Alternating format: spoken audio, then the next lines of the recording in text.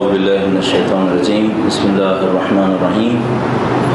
الحمد لله رب العالمين والصلاة والسلام على سيد الأنبياء والمرسلين حبيب إله العالمين أبي القاسم محمد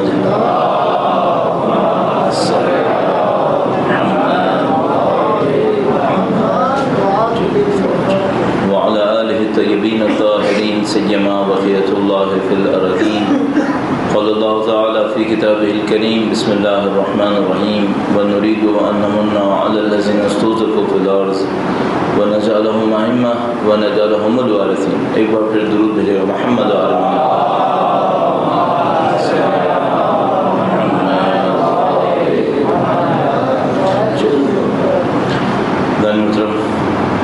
جیسا کہ آپ کے سامنے موجود ہے حوادث پہ حوادث پیش آ رہے ہیں اور مختلف علاقوں کے اندر مختلف ملکوں کے اندر کچھ ایسی چیزیں پیش آ رہی ہیں جو کم از کم لوگوں نے یہ نہیں سوچا ہوگا کہ اتنی تیزی سے اور اچانک پیش آئیں گی اور ایک ساتھ پیش آ جائیں گی. ڈائمینشنز بھی بہت زیادہ ہیں. یعنی بعض اوقات ایسا ہوتا ہے کہ پوری دنیا کے اوپر ایک ایونٹ حکومت کر رہا ہوتا ہے, ایک ایونٹ حاکم ہوتا ہے. ہر جگہ اقتصادی ہے. مثال کے طور پر کوئی اقتصادی زوال آیا, اقتصادی بحران آیا تو ہر ملک کے اوپر اقتصادی زوال آیا ہوا. مثال کے طور پر جیسے ریسیشن کا زمانہ تھا 2 سال پہلے کا, تو تمام ملک کی پرابلم کی نیچر ایک جیسی تھی. سب کے اوپر ریسیشن تھا, سب کے بینک بند ہو رہے تھے, سب کی کمپنیز فرمز بند ہو رہی تھیں, ملٹی نیشنل کمپنیز کے اوپر زوال آیا ہوا تھا اور مثلاً لیکویڈیٹی کرنچ کا مسئلہ تھا اور پروڈکٹیوٹی کم ہو رہی تھی. اس وقت کی صورتحال عجیب صورتحال ہے. یعنی آپ ایک خطے کو اٹھا کر دیکھیں گے وہاں کے ایشوز کچھ اور ہیں, دوسرے خطے کو اٹھا کے دیکھیں گے وہاں معاملہ کچھ اور ہے, تیسرے خطے میں دیکھیں گے وہاں داستان کچھ اور چل رہی ہے. اب ذرا تصور کریں اس وقت دنیا کو دیکھیں اور دنیا کے نقشے کے اوپر مختلف ممالک کے اوپر نظر دوڑائیں تو ویرائٹی کتنی زیادہ ہے.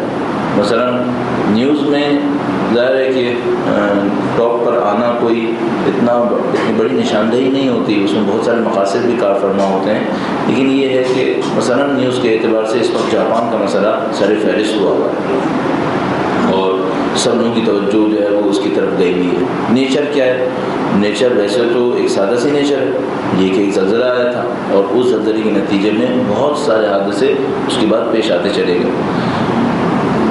یوں ہی تذکرہ ہو گیا زلزلے کا تو میں عرض کرتا چلوں کہ آپ کے ذہن میں ہوگا کہ ہر معاملے کے پیچھے بہت ساری گفتگو, بہت سارے امکانات پیش کیے جا رہے ہوتے ہیں جس کو ہم کانسپریسی تھیوریز کہہ رہے ہوتے ہیں کہ جس کے اندر سازشی عناصر کی طرف نشاندہی ہو رہی ہوتی ہے. تو گزشتہ چند معاملات کے اندر جیسے کہ زلزلے کا معاملہ تھا, ہیٹی کے اندر زلزلہ آیا تھا اور پاکستان کے اندر سیلاب آیا تھا, تو آپ کے ذہن میں ہوگا کہ ایک ایشو اٹھا تھا اور ہم نے ایک دفعہ اس کے اوپر بات بھی کی تھی کہ امریکنس کے پاس ایک اسلحہ ہے HAARP ہارپ نام کر کے کہ جس کو وہ استعمال کر سکتے ہیں اور اس کے نتیجے میں اس قسم کے طبعی حوادث کو ایجاد کر سکتے ہیں. اچھا یہ کہ ایسا اسلحہ ہے یا نہیں ہے, کنفرم ہے. وہ یہ دعویٰ کر رہے ہیں کہ وہ اسلحہ یہ کام کر سکتا ہے, وہ یہ دعویٰ کر بھی رہے ہیں کہ ہاں یہ کام کر سکتا ہے. کیا وہ یہ کہہ رہے ہیں کہ ہم نے کیا ہے؟ ظاہر ہے کہ ہرگز نہیں کہہ رہے کہ انہوں نے کیا ہے. اب ہم بیچ میں کھڑے ہیں. مثال کے طور پر بہت سارے انالیسس کرنے والے یا جن کو لوگ دوسرے معنی میں کانسپریسی تھیوریز پیش کرنے والے کہتے ہیں, وہ یہ کہہ رہے ہیں کہ نہیں یہ جو کچھ حادثات پیش آ رہے ہیں یہ عمدن پیش آ رہے ہیں اور ان کے پیچھے مثلا امریکہ ملوث ہے اور وہ ایک نظام کو لے کے چل رہا ہے. اچھا جیسے ہم یہ بات سنتے ہیں تو لوگوں کے رد عمل مختلف ہوتے ہیں اور ہر کانسپریسی تھیوری کے ساتھ یہی ہوتا ہے. کچھ لوگ کہتے ہیں کہ یہ بات تو بالکل ہی فضول ہے, فضول ترین بات یہی بات ہے. اس کے اوپر کچھ لوگ ایڈ کر دیتے ہیں کہ آپ تو نعوذ باللہ تعالیٰ امریکہ کو خدا سے جیسے طاقتور سمجھنے لگے کہ ابھی مثال کے طور پر 9 اسکیل کے اوپر جو زلزلہ آیا وہ بھی امریکہ نے کر دیا. چھوٹا موٹا بم دھماکہ ہوتا چلو بات صحیح تھی مان لیتے, ایٹمی دھماکہ بھی مان لیتے, لیکن یہ کہ اتنا بڑا زلزلہ بھی امریکہ نے کر دیا تو پتہ نہیں آپ لوگ امریکہ کو کیا سمجھنے لگے کہ امریکہ جو ہے نعوذ باللہ خدا کی طاقت رکھنے لگا ہے نعوذ باللہ.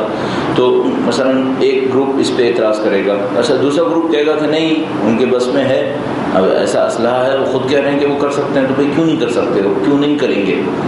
اچھا ظاہر ہے کہ اگر پاکستان کے معاملے میں ہو تو یہ کوشچن اٹھ سکتا تھا کہ کیوں کریں گے, ہیٹی کے معاملے میں ہو تو کہہ سکتے ہیں کہ بھائی کیوں کریں گے، لیکن جاپان کے معاملے میں ہم یہ کہیں کہ کیوں کریں گے، تو بہت سادہ سی بات ہے کہ کیوں کریں گے. دنیا کی 3rd لارجسٹ اکانومی ہے، امریکہ کے کمپیٹیٹر ہیں، اور اس کے نتیجے میں جتنے پیچھے وہ گئے ہیں اس کے معلوم نہیں کہ کتنے پیچھے گئے. یعنی اگر ہم صرف اس بات کا اندازہ لگائیں کہ ٹوکیو نے جس دن زلزلہ آیا اس کے بعد جب اسٹاکس کھلے ہیں تو 2 دن کے اندر $180 ارب اپنے اسٹاک کو کھڑا رکھنے کے لیے خرچ کیے ہیں. 2 دن میں 180 سے زیادہ ارب $، 186 میں ذہن میں آتا ہے فگر. صرف 2 دن کے اندر اتنی بڑی اماؤنٹ انہوں نے اسٹاک ایکسچینج میں لگائی ہے کہ کہیں یہ گر نہ جائے اور اس کو کس طریقے سے سہارا دیں. بعد کے دنوں میں جو کچھ ہوا وہ ہوا. پھر جو کچھ نقصانات ہوئے ہیں ظاہر ہے وہ تو ناقابل تصور ہیں. اچھا کسی نے بھی کیا ہو، وہ جو مناظر آپ نے اور ہم نے دیکھے ہیں وہ واقعاً وحشتناک ہے. انسان تصور میں نہیں لا سکتا تھا کہ یہ سب بھی ہو سکتا ہے.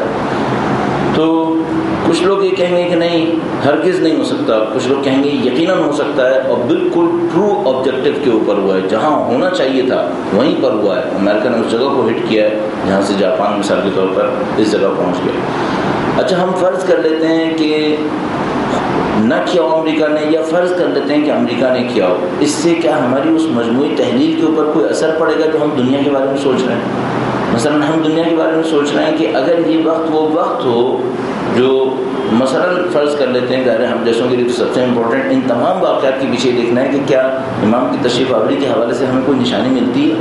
جیسے ہم لوگوں کو فوراً ذہن وہاں پہ جانے کی کوشش کرتا ہے اور ہم ملکوں کو میچ کرنے کی کوشش کرتے ہیں، واقعات کو میچ کرنے کی کوشش کرتے ہیں. یہ وہی واقعہ ہے جو مثلا علامت کے اندر تھا یا نہیں تھا، اس طرح کی بات کرتے ہیں، جس کا میں اتنا زیادہ قائل نہیں ہوں کہ ہم اس کام کو اتنی آزادی کے ساتھ کریں. لیکن بہرحال انسان سوچتا ہے کہ ہمارے پاس روایات موجود ہیں کہ مثلا 1/3 لوگ اس طرح مر جائیں گے، 1/3 لوگ اس طرح مر جائیں گے.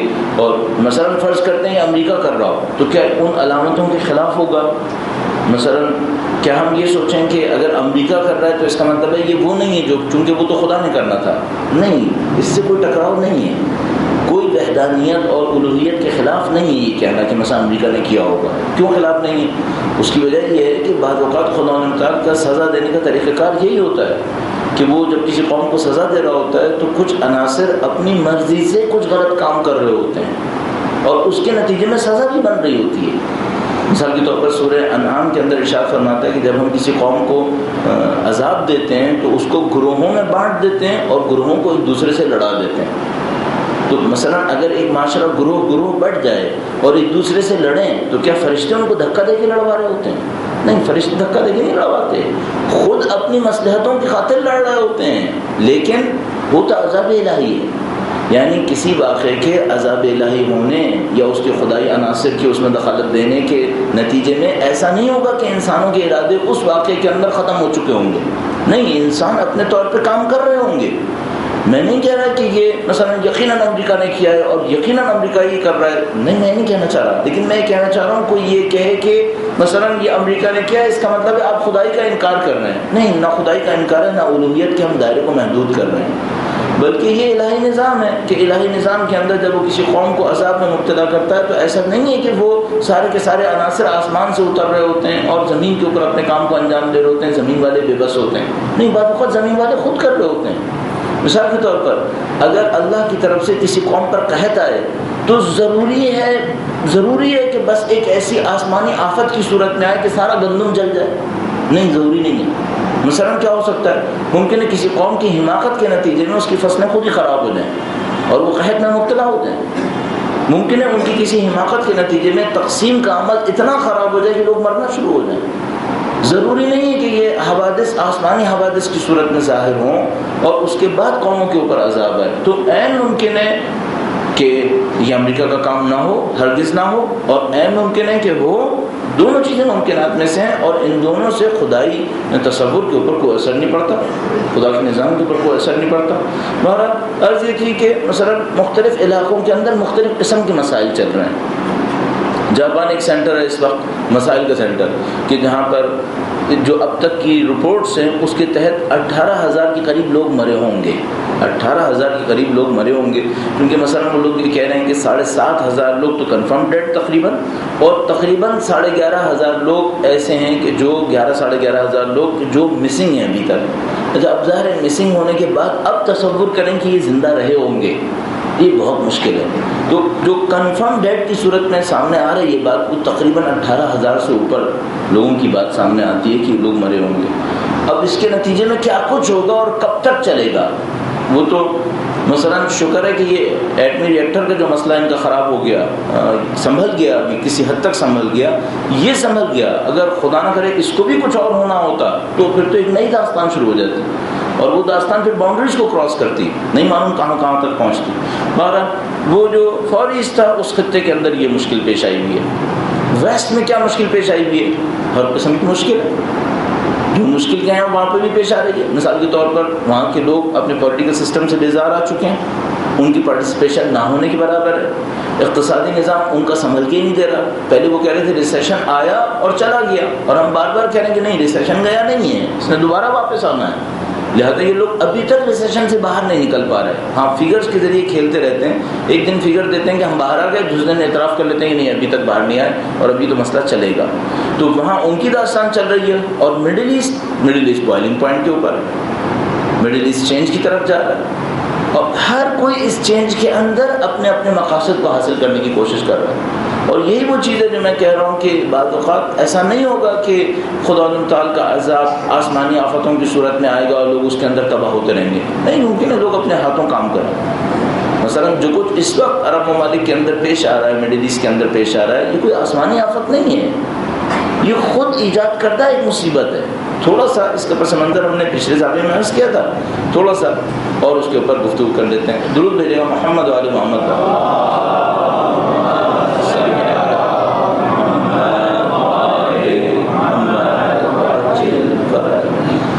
اگر کوئی ہم سے کہے مثال کے طور پر کہ مشرقی وسطیٰ کی روٹس کیا ہیں، پرابلم کی روٹس کیا ہیں، سادہ سی بات کہہ سکتے ہیں کم از کم اس وقت کے حوالے سے، وہ یہ کہ پولیٹیکل سیٹ اپ کا لوگوں کی آراء اور خواہشات سے بہت دور ہونا، یہ بنیادی ترین مسئلہ ہے۔ اس پورے نظام کے اندر جو مشرقی وسطیٰ کے اوپر اس وقت حاکم ہے، تصنع ہے، مصنوعی نظام ہے، لوگوں کی خواہشات سے بہت دور ہے، لوگوں کی خواہشات سے کوئی تعلق نہیں۔ مثلا بحرین اس کی بہت اچھی سمبولک مثال ہے۔ بحرین میں مثال کے طور پر 80% شیعہ ہیں، تقریباً 250 سال سے یہ نظام حاکم ہے، یہ خاندان حاکم ہے، جس کی روٹس قطر کے اندر ہے، شیعت کے انتہائی مخالف ہے، سب جانتے ہیں۔ اب اس کی دشمنی اس سے زیادہ کیا نظر آ سکتی ہے جو اب چند ہفتوں کے حوادث کے اندر نظر آئی ہے۔ کوئی تعلق پبلک سے نہیں ہے، شاید ہی دنیا کا کوئی ملک ہوگا جہاں واضح طور پر اتنی ناانصافی، اتنا زیادہ تعصب ہوتا ہوگا، جو میں نے شاید پہلے آپ کی خدمت میں عرض کیا تھا کہ کسی شیعہ کے لیے امکان نہیں ہے کہ وہ حکومت کی کسی پوسٹ پہ پہنچے گا۔ فوج کے اندر تو تصور ہی نہیں ہے، فوج میں، پولیس میں، یا حتیٰ مثال کے طور پر چھوٹے چھوٹے ایسے حکومتی فورسز کے اندر جیسے کوسٹ گارڈ ٹائپ کی کوئی سوال ہی نہیں ہے۔ اور جتنے بھی حکومتی مناصب ہیں ان سب کے اندر، یہاں تک کہ جو فائنینشیل انسٹیٹیوشنز ہیں گورنمنٹ کے، جن کا کوئی تعلق فوج سے یا اقتدار سے یا حکومت سے اور طاقت سے نہیں ہے، فائنینس کے انسٹیٹیوشن ہیں، پیور فائنینشیل انسٹیٹیوشنز، ان تک کے اندر اگر کسی بڑی پوسٹ پر شیعہ کی کوئی پہنچنے کا امکان ہے تو اس کو بند کر دیا جائے گا کہ وہ کسی جگہ کے اوپر نہ پہنچ سکے۔ اب یہ ایک نظام ہے جس کا پبلک سے کوئی تعلق نہیں ہے، پبلک کی خواہشات بالکل علیحدہ ہیں، ان کے اوپر ظلم ہے، ان کے اوپر ستم ہے، اور یہ نظام اپنی زندگی گزارنا چاہتا ہے۔ مصنوعی نظام کب تک چلتے ہیں، کہاں تک چل سکتے ہیں؟ ہاں، مثال کے طور پر جو ایسے نظام ہوتے ہیں ان کے پاس بقا کا صرف ایک راستہ ہوتا ہے، وہ باہر سے طاقت حاصل کرتے ہیں۔ ہمیشہ ان نظاموں کی خاصیت آپ دیکھیں گے، ہر وہ نظام جس کی روٹس اپنی پبلک میں نہیں ہوں گی وہ باہر سے کہیں نہ کہیں طاقت حاصل کرے گا۔ کیوں سعودی عرب اتنا اسلحہ خریدتا ہے؟ کس کے خلاف استعمال ہونا ہے؟ مثلا آج تک آپ نے سنا سعودی عرب کی فوج نے کسی دنیا کے کسی ملک سے لڑائی کی ہو اور اس کے اندر وہ سارا اسلحہ استعمال کیا ہو کہ جو ان کے پاس ڈھیر لگ گیا ہے، $10 ارب کے اسلحے یہ لوگ خرید رہے ہیں، تو کہاں استعمال ہونا ہے؟ کہیں استعمال نہیں ہونا ہے، صرف اپنی پبلک کو اپنی طاقت کے ذریعے خوفزدہ کرنا ہے کہ ہمارے پاس باہر کے ممالک سے اتنے تعلقات ہیں۔ اگر ہمارے خلاف اٹھنے کی کوشش کی تو باہر سے کوئی مدد نہیں ملے گی، تمہیں بہت ماریں گے اور تمہیں کسی نتیجے تک پہنچنے نہیں دیں گے. یہی بحرین ہے. مثلا کوئی تعلق عوام سے نہیں ہے، 80% عوام اس کے مخالف ہیں، یہ اپنی 80% عوام کا دشمن ہے. حکومت کر رہا ہے تو کس طاقت پہ کر رہا ہے؟ باہر کی طاقت پہ. اچھا باہر کی طاقت کو لاتے کیسے ہیں لوگ؟ بہت سادہ سا کام ہے. باہر کی جو بڑی طاقتیں ہوتی ہیں ان کی کسی مصلحت کو پورا کر دیتے ہیں، کہتے ہیں ہم نے تمہاری اس مصلحت کو پورا کیا، تم ہمارے اقتدار کو محفوظ کرو. ہر ملک نے یہ بارگین کیا ہوا ہے. مثال کے طور پر سعودیہ نے کیا بارگین کیا ہوا ہے؟ اس کے پاس کئی چیزیں بارگین کرنے کے لیے. مثلا اس نے یہ کہا کہ بھائی ہم مسلمانوں کو ایک نشے کے دین میں ملوث رکھیں گے، ہمارے اقتدار کو مت چھیڑنا. انہوں نے مثلا 2 مقامات مقدسہ کے نام پر اپنے آپ کو مسلمانوں کو لیڈر بنایا ہوا ہے اور یہ کوشش کی ہے کہ مرکز اسلام سے اسلام نہ نکلے. امریکہ کو ایشور کیا ہوا ہے یہاں سے اسلام نہیں نکلنے دیں گے، یہاں سے ایسا اسلام نکالیں گے 1.3 ارب یا 1.5 ارب مسلمانوں کو مدہوش رکھے گا، یا مدہوش رکھے گا یا لڑا کے رکھے گا. مثلا وہابیت کے ذریعے سے بارگین کرنے کے لیے بہت اچھی چیز ہے. یہاں تیل نہ بھی ہوتا تو سعودی حکام کے پاس بارگین کرنے کے لیے بڑا اچھا حربہ تھا، تو اس سے انہوں نے بارگین کر لیا.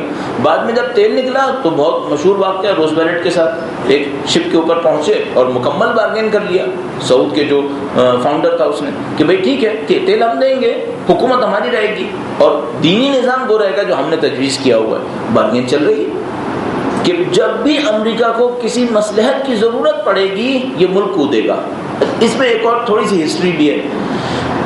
چونکہ مثلا امریکہ کا اس خطے سے یا دنیا کے شاید کسی بھی خطے سے کوئی تعلق نہیں ہے، حتیٰ اس نظام کا اپنی عوام سے بھی کوئی تعلق نہیں ہے. میں مطمئن ہوں کہ آپ کی خدمت میں عرض کر رہا ہوں ایسا نہیں ہے کہ امریکی نظام اپنی عوام سے مخلص ہے، ہرگز مخلص نہیں ہے. اور اگر کوئی یہ سمجھ رہا ہے مثلا امریکہ میں گروتھ کیوں ہے، پھر اتنی زیادہ پبلک سیکیورٹی کیوں ہے، مثال کے طور پر اتنی پبلک ویلفیئر کیوں ہے، صرف اس وجہ سے مجھے کہ دنیا سے ان کے ذریعے لوٹ کر ان کے منہ کو بند رکھنا ہے، ورنہ یہ بھی سر اٹھائیں گے. تو انہوں نے اپنی بارڈر کے اندر لوگوں کو عیاشی کے نشے میں مدہوش رکھنا ہے تاکہ یہ سر نہ اٹھائیں. باقی دنیا کو ان کے نام پہ لوٹنا ہے، ان کے ذریعے فوج بنانی ہے، ان کے ذریعے طاقتوں کو تشکیل دینا ہے. ان کے پاس بہت سادہ سی مصلحتیں ہیں، ان کو ہر علاقے کے اندر اپنی مصلحتیں پوری کرنی ہیں. مصلحتیں پوری کرنے کے لیے ان کو ہر علاقے کے اندر ایک چوکیدار چاہیے، کیونکہ ان کا تو کوئی تعلق نہیں ہے اس علاقے سے. مثلا جب شاہ ایران کا دور تھا تو اس پورے خطے کے اندر امریکہ کے تمام تر مفادات کو پورا کرنے کے لیے شاہ ایران کی سروسز حاضر تھیں. جو گندا کام کروانا ہو شاہ ایران کرتا تھا، جو بھی گندا کام کروانا ہو. مثال کے طور پر بیت المقدس میں مسجد اقصی میں آگ لگی، مسلمانوں کے جذبات ابھر گئے کہ بھئی یہ کیا ہو گیا. جب مسلمان بہت زیادہ آپس سے باہر ہونے لگے تو ان کو خاموش کرنے کے لیے OIC بنائی، اسلامی سربراہی کانفرنس، اور اس اسلامی سربراہی کانفرنس کے بنانے میں شاہ ایران پیش تھا. اور اس کا کام کیا تھا؟ اس کا کام یہ تھا مسلمانوں کے جذبات کو یہ بنا کر اس طرح سے ٹھنڈا کیا جائے کہ کوئی کام نہ ہو سکے. جب علاقے کے اندر کسی ملک کے اندر کوئی کارروائی ہونی ہوتی تھی شاہ ایران کی دخالت ہوتی تھی. یہاں تک عالم تھا، میں نے شاید آپ کو سنایا ہوگا، راؤ عبدالرشید ایک پولیٹیشین تھا، اس نے اپنی کتاب میں لکھا تھا کہ اصغر خان صاحب کی ایک دفعہ جب ٹسل چلی بھٹو سے تو وہ ان کی جناب علی ٹسل کے بعد یہ سوچا جانے لگا کہ اب بھٹو کو کیسے اتارا جائے اور اصغر خان صاحب نے وہ وزیر اعظم بنے. تو سادہ ترین طریقہ کار انہوں نے یہ اختیار کیا کہ شاہ ایران سے تعلقات اپنے بنوا کر اس کے کورٹ سے رابطے بنوا کے، اس کے جو دربار ہوتا تھا اس سے رابطے بنوا کر وہاں سے اپروول لینے کی کوشش کی. اور ایک وجہ جو پاکستانی پولیٹیشینز ایرانی خواتین سے شادیاں کرتے تھے اور ایران کے دربار کے بڑے لوگوں سے شادیاں کرواتے تھے ان کی بیٹیوں سے، وہ یہی ہوتی تھی کہ اس کے ذریعے سے شاہ ایران سے تعلقات برقرار ہو جائیں گے اور یہاں پہ کوئی کام کروانا ہو تو پھر وہاں سے یہ کام کروایا جاتا تھا. تو وہ لکھتا ہے کہ اس کی بھانجی جو اصغر خان کی بھانجی تھی اس نے پتہ نہیں اسکول میں کہیں کہہ دیا کہ میرے ماموں وزیر اعظم بننے والے ہیں. تو اس کے ٹیچر جو تھا وہ حیران ہو گیا کہ بھائی تیرے ماموں کیسے وزیر اعظم بننے والے ہیں. تو اس نے بلا بھسلا کے اس کو پوچھا کہ بھائی تمہارے ماموں کیسے وزیر اعظم بننے والے ہیں. تو اس نے بتایا کہ میرے ماموں کہہ رہے تھے کہ شاہ ایران نے کہہ دیا کہ ہم تمہیں وزیر اعظم بنا دیں گے. یہ عالم تھا شاہ ایران کے اقتدار کا. جب شاہ ایران چلا گیا اب کون سے اقتدار کو پورا کرے؟ آلٹرنیٹ میں سعودی نظام آیا. آلٹرنیٹ میں سعودی نظام آیا کہ ٹھیک ہے ہم ان مصلحتوں کو پورا کریں گے. اب ذرا آپ اس نظام کی مصلحتوں کو پورا کرنے کا انداز دیکھیے. مثلا چھوٹی سی بات, نواز شریف صاحب 10 سال پاکستان سے ایگزٹ کرنے ہیں, کون دخالت دے گا بیچ میں؟ امریکہ تو نہیں آئے گا, وہ تو کلین شیٹ ہے نا, وہ تو کہتے ہیں ہم تو بہت پاک و پاکیزہ لوگ ہیں, ہم تو نہیں آئیں گے. تو گندا آدمی کون آئے گا اس کام کو کرنے کے لیے؟ سعودی عرب, یہ شہنشاہ لوگ آئیں گے. اچھا یہ گندے کام کریں گے اور ان کو کوئی کچھ نہیں کہے گا. کیوں نہیں کہے گا؟ کیونکہ یہ خادم حرمین شریفین, ان کے پاس ٹوپیاں چڑھانے کے لیے بہت ساری ٹوپیاں ہیں, کم سے کم ٹوپی مکہ کی ٹوپی. اب وہ جناب علی کوئی بارگین کر رہے ہیں, پولیٹیکل بارگین کر رہے ہیں, تو کیا کہتے ہیں؟ ہم آپ سب کو عمرے کی دعوت دیتے ہیں, لیجیے ذرا. دنیا کے فاسق ترین لوگ فسق و فجور پر مبنی کسی ایگریمنٹ کو کرنے کے لیے خانہ کعبہ کے اندر جمع ہو رہے ہیں. یہ ان کا نظام ہے. جو گندے کام کروانے, شہنشاہ موجود ہے سعودی عرب کا حکمران, وہ اپنے گندے کام سارے کرے گا. اب آپ خود مثلا یہ ڈیوس کے کیس کے اندر دیکھ لیں, کوئی تک ہے کہ وہ دیا دے؟ یہ امریکہ ہی نے دینا ہے, لیکن بیچ میں گندے آدمی کے ذریعے دلوانا ہے. اور وہ گندا آدمی اتنا گندا ہے کہ اس کے اوپر کوئی کیچڑ بھی نہیں اچھالتا. یہاں یار معلوم ہے گندا, اب اس کو کیا کیچڑ اچھالی جائے. اور اس نے اپنے لیے بہت سارے کورز رکھے ہیں کہ ان کورز کے پیچھے وہ چھپتا رہے گا. اور مزے کی بات یہ ہے کہ چندہ چھپنے کی کوشش بھی نہیں کرے گا. ٹھیک ہے, علنی ہے. مثلا معلوم ہے کہ نواز شریف کہاں رہا ہے, معلوم ہے کہ کس نے بارگین کرائی ہے. نہ ایک جگہ پر, دسیوں پاکستان کے پولیٹیکل ایونٹس کے اندر اس حکومت نے بارگینز کروائی ہیں اور گندے کام انجام دیے. کس کی نمائندگی کے لیے کیے ہیں؟ وہ سارے امریکہ کی نمائندگی کے لیے. اور اب اس کی انتہا یہ بحرین کے اندر ہونے والی کارروائی ہے کہ امریکہ کی مصلحت پھنسی ہوئی ہے بحرین کے اندر, سعودیہ کی بھی نظام کی مصلحت پھنسی ہوئی ہے. اور وہ یہ اس طرح سے ہوتا ہے کہ ہر ظالم دوسرے ظالم کو اپنے ساتھ رکھنے کے لیے, چونکہ معلوم و خلوص تو ہے نہیں, وفاداری تو ہے نہیں, انسانیت تو ہے نہیں, صرف ایک راستہ ہوتا ہے, وہ یہ کہ اس کی کوئی مصلحت میرے پاس پھنسی رہے, اور وہ یہ کہتا ہے اس کی کوئی مصلحت میرے پاس پھنسی رہے. تو مصلحتوں کا یہ جال, ایسا مفادات کا جال بچھاتے ہیں ایک دوسرے کے ساتھ کہ نہ وہ اس کو چھوڑ پائے نہ یہ اس کو چھوڑ پائے. اب بحرین کا رولر تھا, اس کو پتا تھا کہ کبھی نہ کبھی امریکہ ڈیموکریسی کے بہانے مجھے بھی پکڑے گا. ظاہر ہے امریکہ کو تو ڈیموکریسی کا شوشہ چھوڑنے کے بعد کچھ نہ کچھ تو کرنا پڑے گا کہ بھئی تم اتنی زیادہ منافقت کر رہے ہو, کوئی پوچھنے والا نہیں ہے واقعہ کہ اتنے تم ڈیموکریسی کے حامی ہو کہ ایران کے اندر تم نے مظاہرے ہونے پر ناک میں دم کر دیا. 100-200 آدمی روڈ پہ آتے نہیں ہیں اور B B C live telecast کرنا شروع کر دیتا ہے کہ وہاں پہ کیا ہو رہا ہے. بحرین میں آبادی کا 30% روڈ پہ تھا, اس پہ لائیو ٹیلی کاسٹ نہیں ہونا چاہیے تھا؟ ڈیموکریسی کے لیے اس سے زیادہ چاہیے. آبادی کا 30%, کل آبادی 5 لاکھ ہے, 2 لاکھ 2.5 لاکھ بعض اوقات میدان کے اندر کھڑے ہوتے تھے, مرد عورت بچے سب میدان کے اندر کھڑے ہیں, کیونکہ وہ دیندار لوگ ہیں. ان کا دینی رہنما اگر کہتے یہ کرنا ہے تو وہ کر گزرتے ہیں. ادھر ان کی پوری آبادی کھڑی ہو گئی وہاں پر. اب کیا چاہیے؟ ڈیموکریسی اس سے زیادہ کچھ اور ہوتی ہے. پوری امریکہ کی جو سیاسی نظام ہے, انتخابات کے ذریعے جو صدر منتخب ہوتا ہے, یہ پوری آبادی کے 5% سے کم سے منتخب ہوتا ہے. 5% سے کم سے منتخب ہوتا ہے. کیوں؟ جتنے لوگ ہیں جو ایلیجیبل ہیں ووٹ ڈالنے کے, ان کی تعداد دیکھ لیجئے. پھر جو ووٹ ڈالنے والے ہیں وہ اپنے آپ کو رجسٹر کریں یا نہیں کریں, اور جو رجسٹر کریں وہ اس دن ووٹ ڈالیں یا نہیں ڈالیں, اور وہ جو ووٹ پارٹیز کے اندر تقسیم ہونے کے بعد وہ جو نیٹ آبادی کسی پریزیڈنٹ کو ووٹ دے اور وہ کامیاب ہو جائے, اور وہ بھی اسٹیٹس کے اندر ووٹس کا جو سسٹم انہوں نے بنایا ہوا اس کے تحت کہ بعض کم آبادی کی ریاستیں بھی اپنے ووٹ کو استعمال کر لیتی ہیں بہت زیادہ آبادیوں کے مقابلے میں. تو جو نیٹ رزلٹ نکلتا ہے وہ یہ کہ چند فیصد لوگ در حقیقت امریکی صدر کو چن لیتے ہیں. اب یہاں پر 25% 30% آبادی روڈ کے اوپر کھڑی ہے, اس حکمران کے خلاف ہے. کہاں گئی امریکہ کی ڈیموکریسی؟ کیوں نہیں مخالفت کی امریکہ نے کہ بھائی اس آدمی کو اترنا چاہیے؟ کیوں؟ ظاہر ہے امریکہ کا 5th فلیٹ وہیں پہ کھڑا ہوا ہے. پوری دنیا میں امریکہ سے باہر امریکی بحریہ کا سب سے بڑا اڈا بحرین کے اندر ہے. پوری دنیا میں سب سے بڑا اڈا امریکی بحریہ کا امریکہ سے باہر بحرین کے اندر ہے. امریکہ اس حکمران کی مخالفت کرے گا, اور اس حکمران نے کیوں دیا تھا وہ بحری اڈا؟ اس کو پتا تھا جس دن میرے اترنے کا دن آئے گا اس دن یہ بحری اڈا میرے کام آئے گا. امریکہ مجھے نہیں اترنے دے گا, کیونکہ امریکہ کو سوچنا پڑے گا کہ اگر میں اتر گیا اور کوئی شیعہ آ گیا یہاں پر تو میرے اڈے کا کیا ہوگا پھر. اب وہ گیم چل رہا ہے. اچھا اب اس بحرینی رولر کو بچانے کے لیے کون اندر داخل ہوگا؟ وہی گندا آدمی, علاقے کا بدماش, علاقے کا چوکیدار, وہ آئے گا اور وہ خادم حرمین چیئرمین یہاں پر بھی یہ کام کرے گا. میں کبھی سوچ رہا تھا کہ اگر سعودی فوجی اتنے غیرت مند تھے تو آج تک اسرائیل سے لڑنے کیوں نہیں چلے گئے تھے؟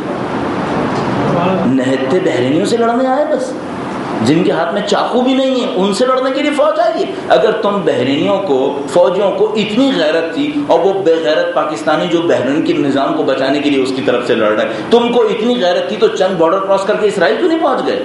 تمہارے فلسطینی وہاں پہ مر رہے تھے، ان کی عورتوں، بیوہ عورتوں کے بچوں کے اوپر ظلم ہو رہا تھا، تو تمہاری غیرت نے گوارا نہیں کیا کہ تم بارڈر کراس کرو، وہاں پہنچو۔ اور ان کی غیرت جو چلی وہ یہ چلی کہ عورتیں، بچے اور لوگ جو ایک راؤنڈ اباؤٹ کے اندر بیٹھے ہیں وہاں ٹینک لے کر گھس گئے اور ان کو انہوں نے تہو بالا کر دیا، ان کو تہس نہس کر دیا۔ کون سا نظام ہے دنیا کا؟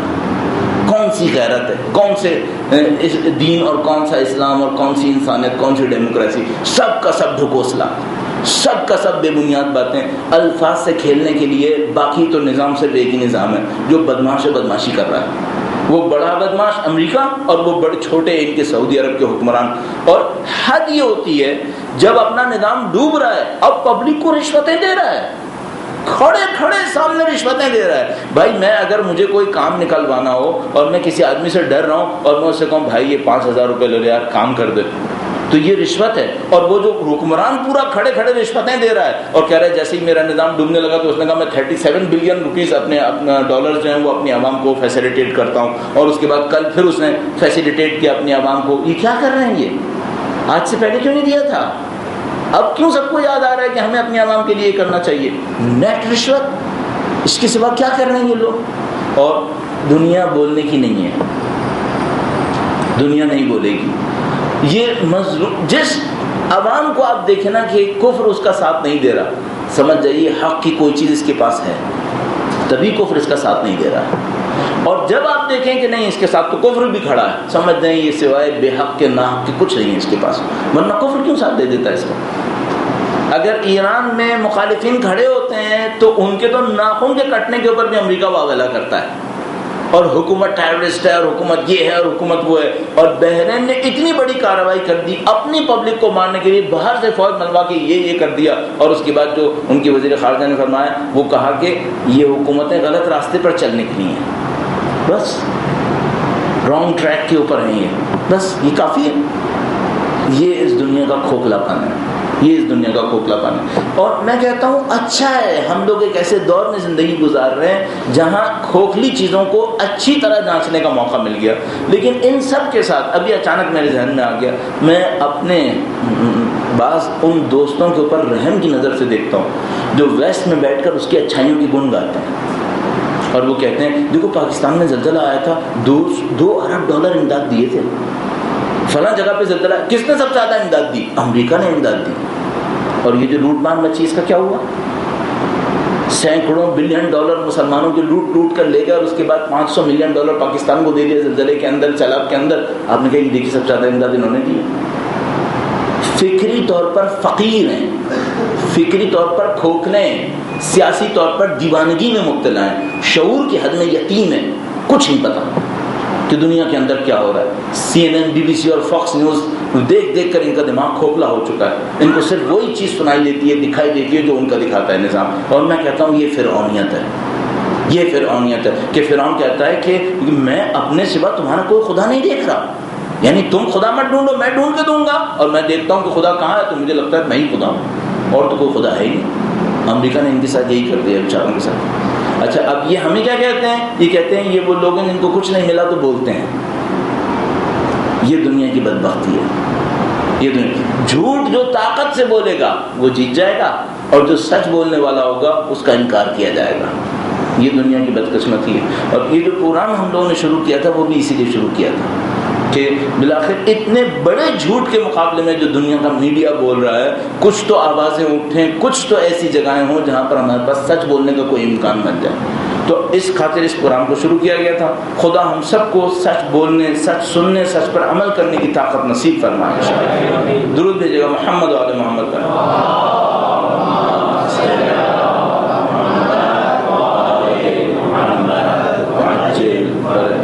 ان کی مشکل کیا ہے؟ نظاموں کی. ان نظاموں کو مشکل یہ ہے کہ یہ اپنی عوام سے دور ہیں. ان کا اپنی عوام کی امنگوں، خواہشات سے، ارادوں سے کوئی تعلق نہیں ہے. یہ بیرونی ممالک کے حقیر فقیر بنے ان کے سامنے دست بستہ کھڑے ہیں کہ بھئی اگر ہمارا ساتھ دے دیں تو ہم چلیں گے ورنہ ہم تو ڈوب جائیں گے.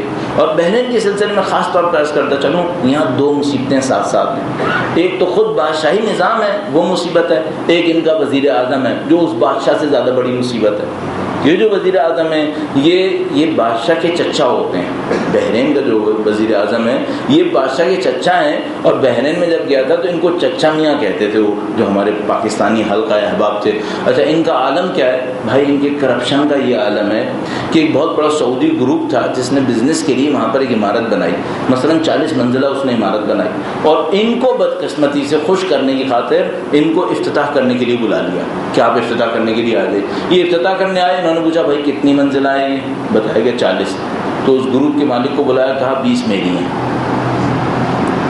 ان کے کرپشن کا یہ عالم ہے جو ہم لوگ اپنے کیا کہوں پاک و پاکیزہ صدر کو تعریفیں کرتے رہتے ہیں، اس کے مقابلے میں وہ بہت ان سے بھی کہیں آگے بڑھا ہوا ہے. ان سے بھی کہیں آگے بڑھا ہوا ہے. نہیں معلوم ان کا ویزا وہاں کا لگا ہوا ہے نہیں لگا، ان سے نہ سیکھ کے آیا ہوں کو وہ اور ابھی اور کھلائیں گے پھر ابھی اس کا مطلب ہے.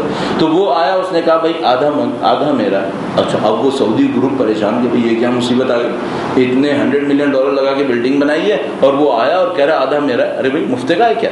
اچھا، اب اتنی ہمت نہیں کہ وزیر اعظم سے کہیں، وہ بادشاہ کا چچا ہے کہ بھائی ہم تمہارا کہاں سے آ گیا، ہم نے پیسہ لگایا.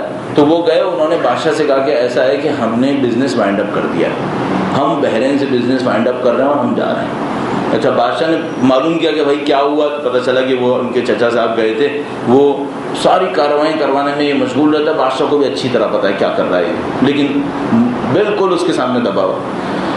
اب اس نے کیا کیا، اس نے سعودی حکمران جو گروپ تھا اس کو کہا تم رکو، جو مجھے یاد آتا ہے سعودی تھا، پتہ نہیں کسی اور ملک کا تھا، بہرحال کسی عرب گروپ کنٹری کا تھا. تو اس کو کہا تم رکو، اور ان کو 20 منزلہ ایک اور عمارت بنا کے دی کہ آپ یہ والی لے لیجیے، اس کو چھوڑ دیں. یہ کرپشن کا عالم ہے اس ملک کے اندر.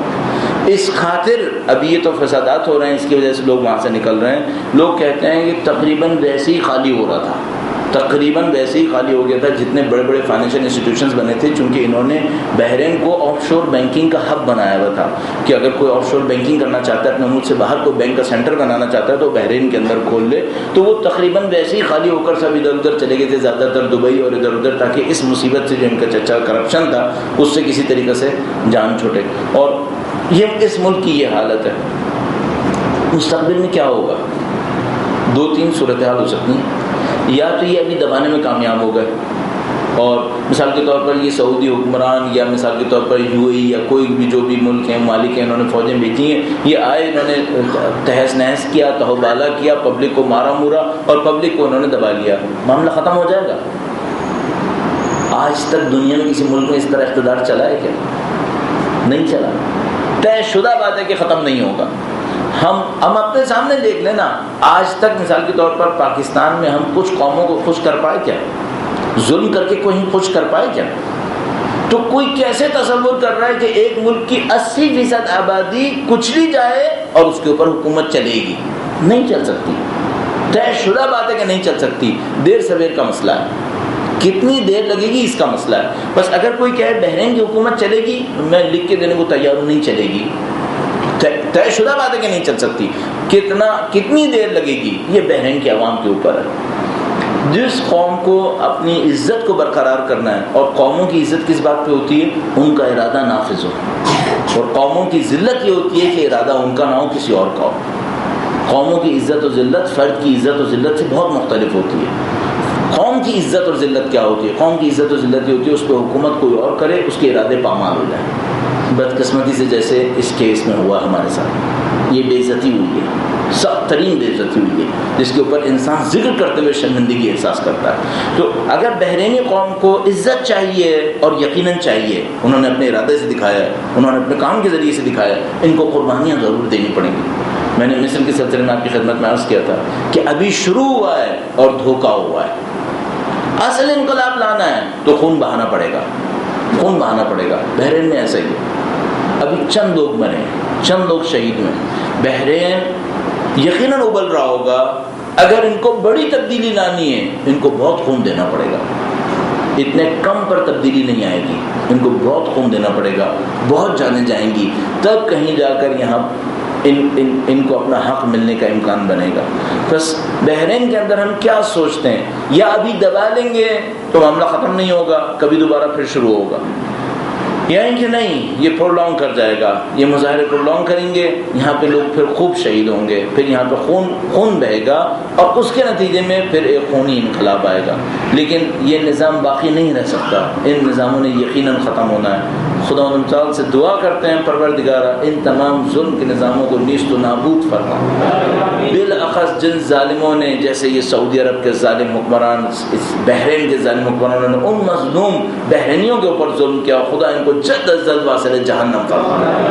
درود بھیجے گا محمد وعلی محمد۔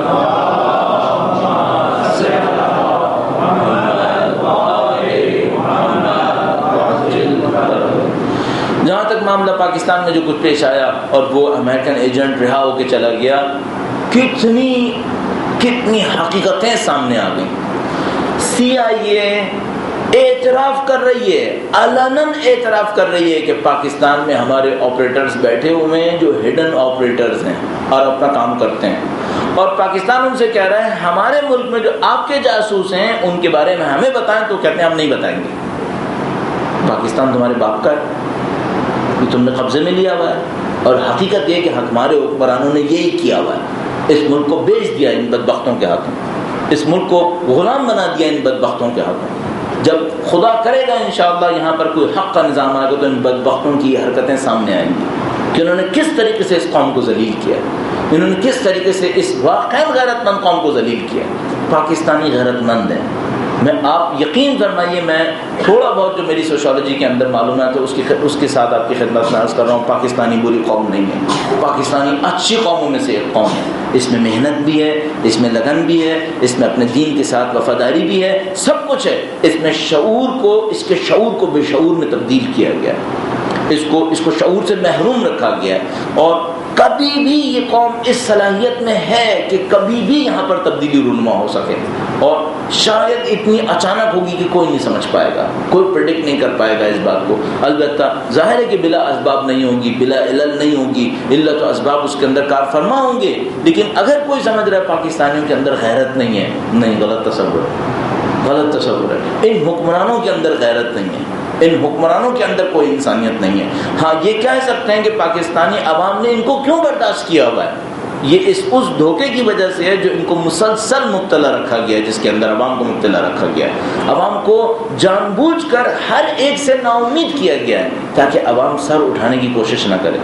مصنوعی چہرے لا کر ان کو اتنے دھوکے دیے ہیں کہ اب عوام کو کسی پہ اعتماد نہیں رہا، عوام کے اندر انفرادیت آ گئی ہے، ہر کوئی یہ سوچتا ہے میرا کام چل جائے، باقی کچھ بھی ہوتا رہے، مجھے اس سے کیا غرض۔ تو انہوں نے جان بوجھ کر مبتلا کیا ہے، اور میکرو اسکیل کے اوپر، بڑے اسکیل کے اوپر ایک قوم کے ساتھ یہ کام کر دینا ہم لوگوں کے لیے بہت مشکل ہے، ان وسائل کے ساتھ، ان سازشوں کے ساتھ بہت مشکل کام نہیں ہے، بہت آسان کام ہے، بہت آسانی سے یہ کام کیا جا سکتا ہے، اور بدقسمتی سے پاکستانی اس کے اندر مبتلا ہے۔ تو وہ صاف کہتے ہیں ہمارے آپریٹرز ہیں، ہمارے ایجنٹس ہیں، اور وہ ایجنٹس تمہارے ملک کے اندر کام کر رہے ہیں، اور ان کے کام کرنے کے نتیجے میں اگر وہ قتل بھی کریں آپ انہیں ٹچ نہیں کریں گے، آپ انہیں ٹچ نہیں کریں گے، اور آپ کو وہ دینے پڑیں گے۔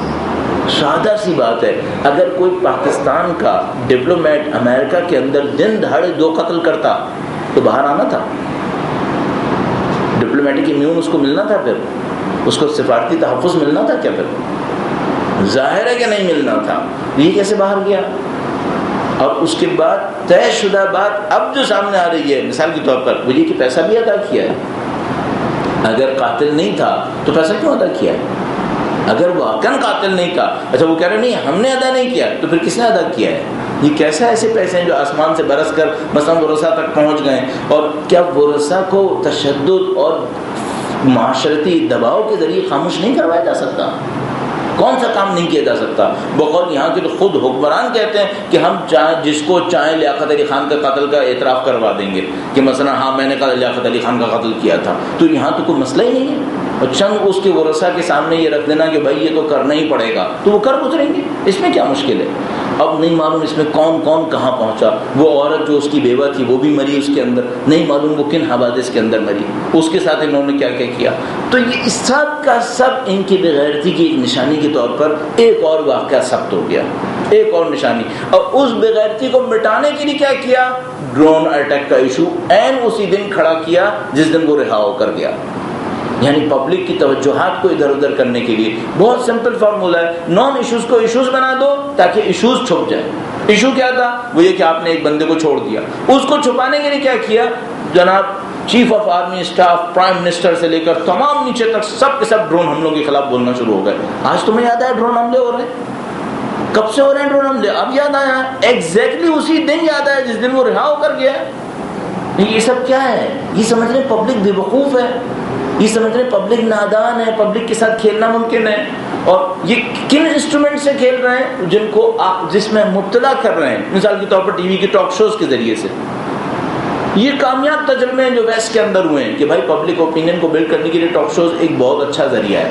اب آپ کی باری آئی ہے, آپ کی باری آئی ہے. اب آپ نان ایشوز کے اوپر ان کو مرغوں کی طرح لڑتے ہیں اور خود بھی خوش ہوتے ہیں, اور آپ سمجھتے ہیں کہ آپ کی معلومات میں اضافہ ہو رہا ہے. بیوقوف بنا رہے ہیں ہم لوگوں کو, اتنا بیوقوف سمجھتے ہیں قوم کو. یہ قوم کو مشغول رکھنے کے لیے. میں آپ کو گارنٹی سے کہہ رہا ہوں شاید ہی ان میں کوئی ٹاک شو ہوگا جس کے اندر کوئی معلومات ہے, جس کے اندر واقعاً کسی ایشو کے اوپر کوئی مفید بات ہے. ورنہ ہدف صرف اتنا ہے پبلک کو مشغول رکھا جائے, ان کو ڈیموکریسی کے توہم میں مبتلا رکھا جائے, ان کو اظہار خیال کے توہم میں مبتلا رکھا جائے. اور ورنہ اصل میں کیا رہے گا؟ اصل میں یہ رہے گا کہ وہ جھوٹ ہے شروع سے لے کے آخر تک, اور وہ جھوٹ چلے گا. اس کی دنیا کے اندر لوگوں کو بسایا جائے گا. عزیزان محترم, اس جھوٹ اور مکاری کی دنیا کے اندر اپنے ذہن کی حفاظت کیجیے گا, اپنے ذہن کی. اگر آپ میں اتنی طاقت نہیں ہے کہ کھڑے اور کھوٹے کو خود تشخیص دے سکیں تو خدا کا واسطہ اپنے آپ کو اس میں مبتلا مت کیجیے گا. کوئی مفید کام نہیں, اس سے بہتر آپ سو جائیں. پھر آپ کہ جو آپ ٹاک شو کے سامنے بیٹھ بیٹھ کر اپنا وقت ضائع کریں گے, قطعاً کسی میں جانے کی کوئی ضرورت نہیں. آپ کو کچھ نصیب نہیں ہونا سوائے یہ کہ دو بدبخت انسانوں کو ایک دوسرے کے سامنے لڑتے بھڑتے دیکھیں گے آپ. اور اس کا کل ہدف کیا ہوگا؟ وہ یہ کہ پبلک کو اس بیوقوفی میں مبتلا رکھا جائے کہ یہاں آزادی خیال پر کوئی پابندی نہیں ہے, یہاں اظہار خیال کی آزادی ہے, کچھ نہیں ہے سوائے نان ایشوز کو ایشوز بنانا اور اصل ایشوز سے لوگوں کو چھپا دینا. اصل ایشوز کیا ہیں؟ یہ ملک کہاں جا رہا ہے؟ یہاں کی عوام کی صورتحال کہاں پہنچ گئی ہے؟ میں بھی گلگت میں تھا چند دن پہلے. ایک دن 18 گھنٹے اور ایک دن 22 گھنٹے لائٹ جاتی ہے. یہ ملک ہے, یہ عوام کا حق ہے.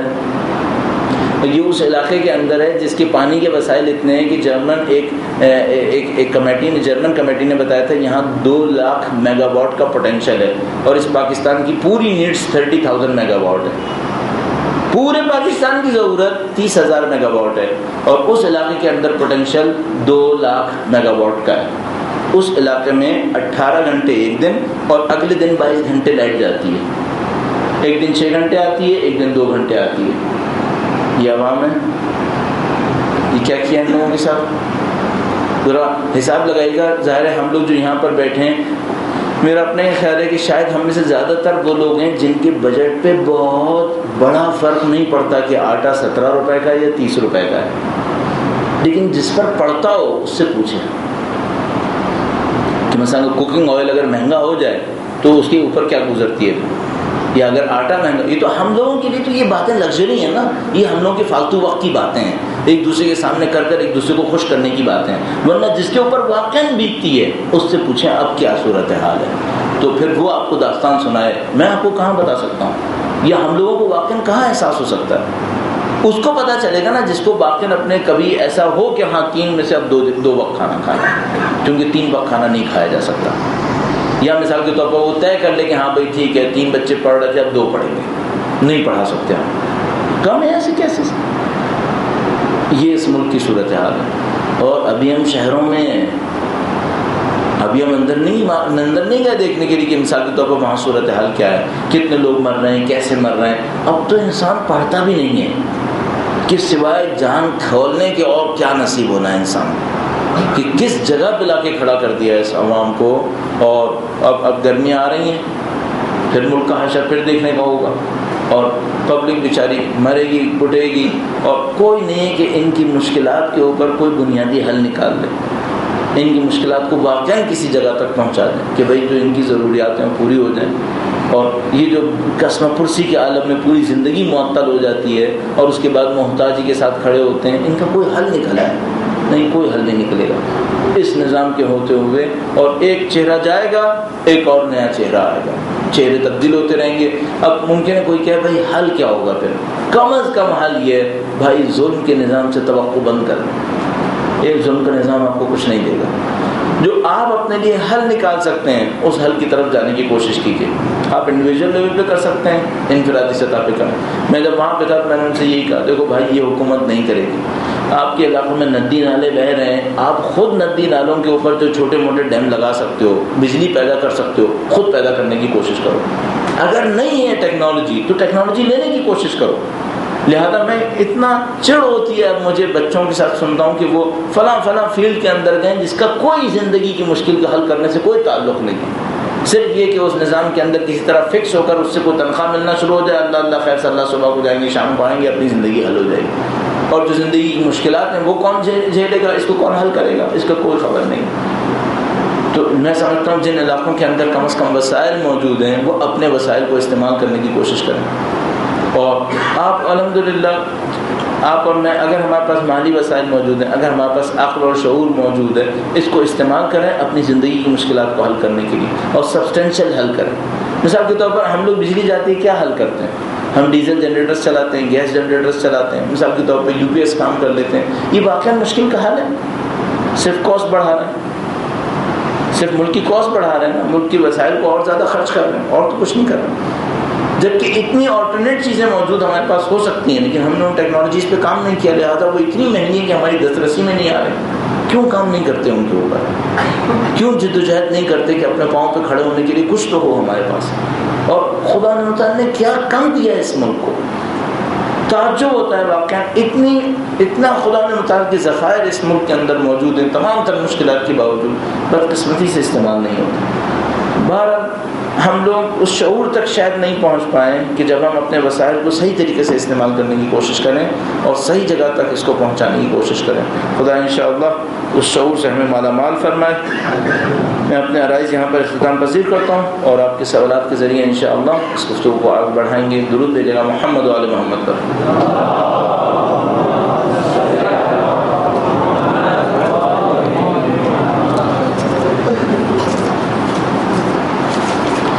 بسم اللہ الرحمن الرحیم۔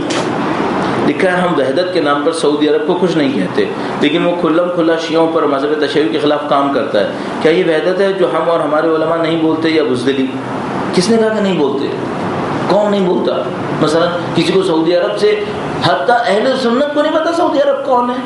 مثلا واقعا کیا مثلا یہ سعودی عرب کے اندر رہنے والے اہل سنت اس نظام سے راضی ہیں کیا؟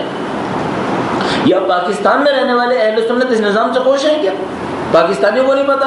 ہاں کچھ گروہ یقیناً ہوں گے جن کے اپنے مفادات ہوں گے کچھ لوگ، اور کچھ لوگ بیوقوف ہوں گے جو ان کی تمام تر یورپی ممالک کے اندر عیاشیوں کو، پیسے کی ناعادلانہ تقسیم کو، ان کے نظام ظلم کو، ان سب کو دیکھنے کے باوجود کہتے ہوں گے نہیں نہیں اچھا ہے، مکہ کا رولر ہے، کوئی بات نہیں، چلے گا۔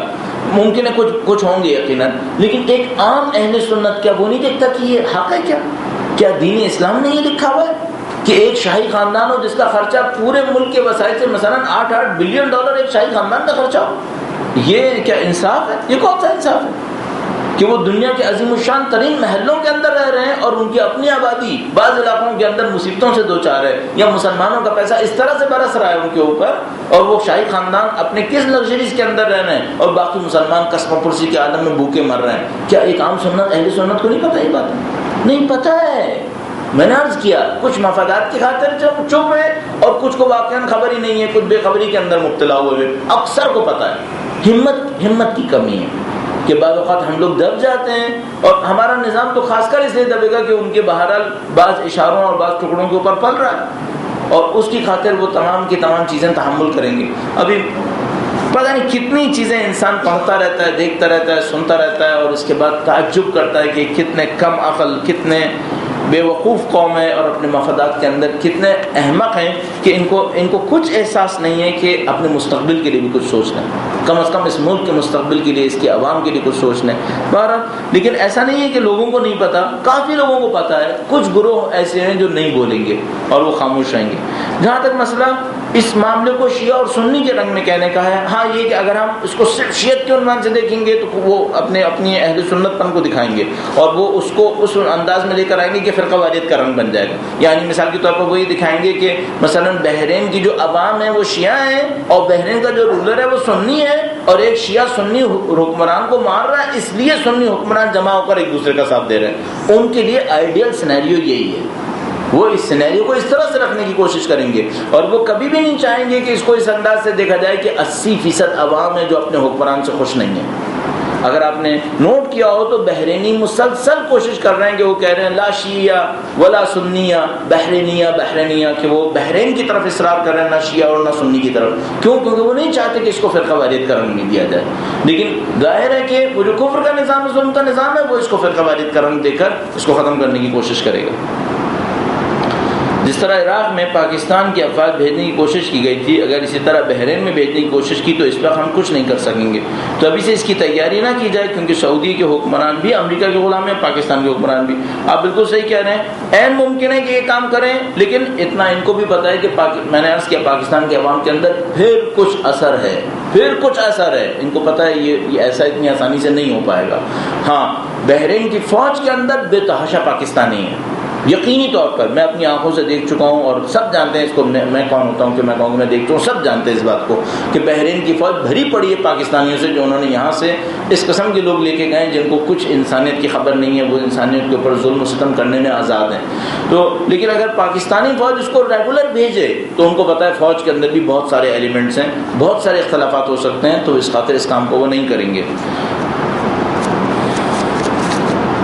لکھا ہے ہاؤ اور ولایت system sees the awakening of Islamic countries.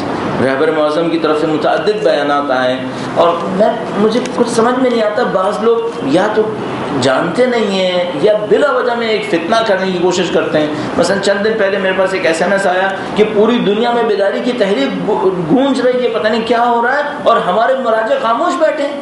ارے کس نے کہا کہ خاموش بیٹھے ہیں؟ اتنے فتوا آئے ہیں بحرین کے معاملے کے اوپر، کوئی مرجع تقلید ایسا نہیں ہوگا جس نے فتوا نہ دیا ہو، کوئی مرجع تقلید نہیں ہوگا جس نے بحرین کے مسلمانوں کے لیے، شیعوں کے لیے نہ بولا ہو، نہ کہا ہو۔ تو کہاں سے ایسی باتیں ایک دوسرے کے خلاف بول کر اپنے آپ کو خوش کر رہے ہیں؟ اور عین ممکن ہے کہ دشمنوں نے یہ باتیں اڑائی ہوں تاکہ اہل بیت اطہار کے ماننے والے ایک دوسرے کے خلاف کچھ نہ کچھ سوء ظن رکھتے رہیں۔ لیکن بہرحال یہ نظام پوری طرح سے اس کو بیدار کرنا چاہتا ہے۔ کل بھی اتفاقاً ایران میں کسی سے میری بات ہو رہی تھی، میں نے پوچھا کہ کیا صورتحال ہے، کیا پبلک وہ کیا ہے، سینٹیمنٹس کیا ہیں؟ کہا بہت ہائی، اور پبلک کا کوئی بس نہیں ہے کہ مثلا جس طرح سعودیہ نے فوج بھیجی ہے یہاں کی فوج کیوں نہ جائے۔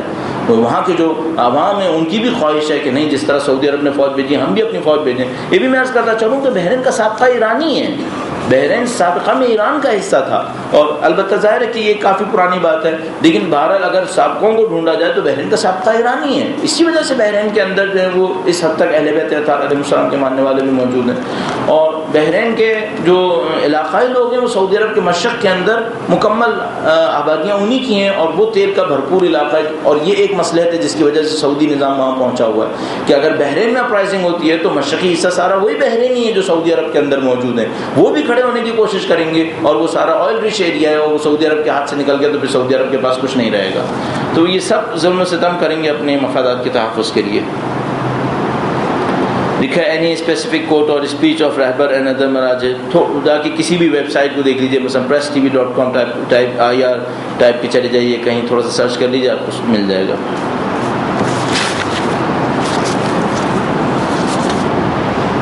ڈیوس کے واقعے کے بعد بھی پاکستانی قوم بیدار نہیں ہوئی، اب اس قوم کو بیدار کرنے کے لیے کیا رہ گیا ہے؟ میں نے عرض کیا بیداری کا جو سب سے بڑا مسئلہ ہے یہاں پر، وہ لوگوں کے اندر سے اس طرح سے امید کو ختم کیا گیا ہے کہ اب کسی سے امید نہیں ہے۔ ایسا نہیں کہ پبلک نہیں سمجھ رہی کہ ہمارے ساتھ دھوکہ ہوا ہے، اگر پبلک کو یہ احساس نہ ہوتا تو یہ مصنوعی میڈیا اس بات کو سامنے بھی نہیں لاتا۔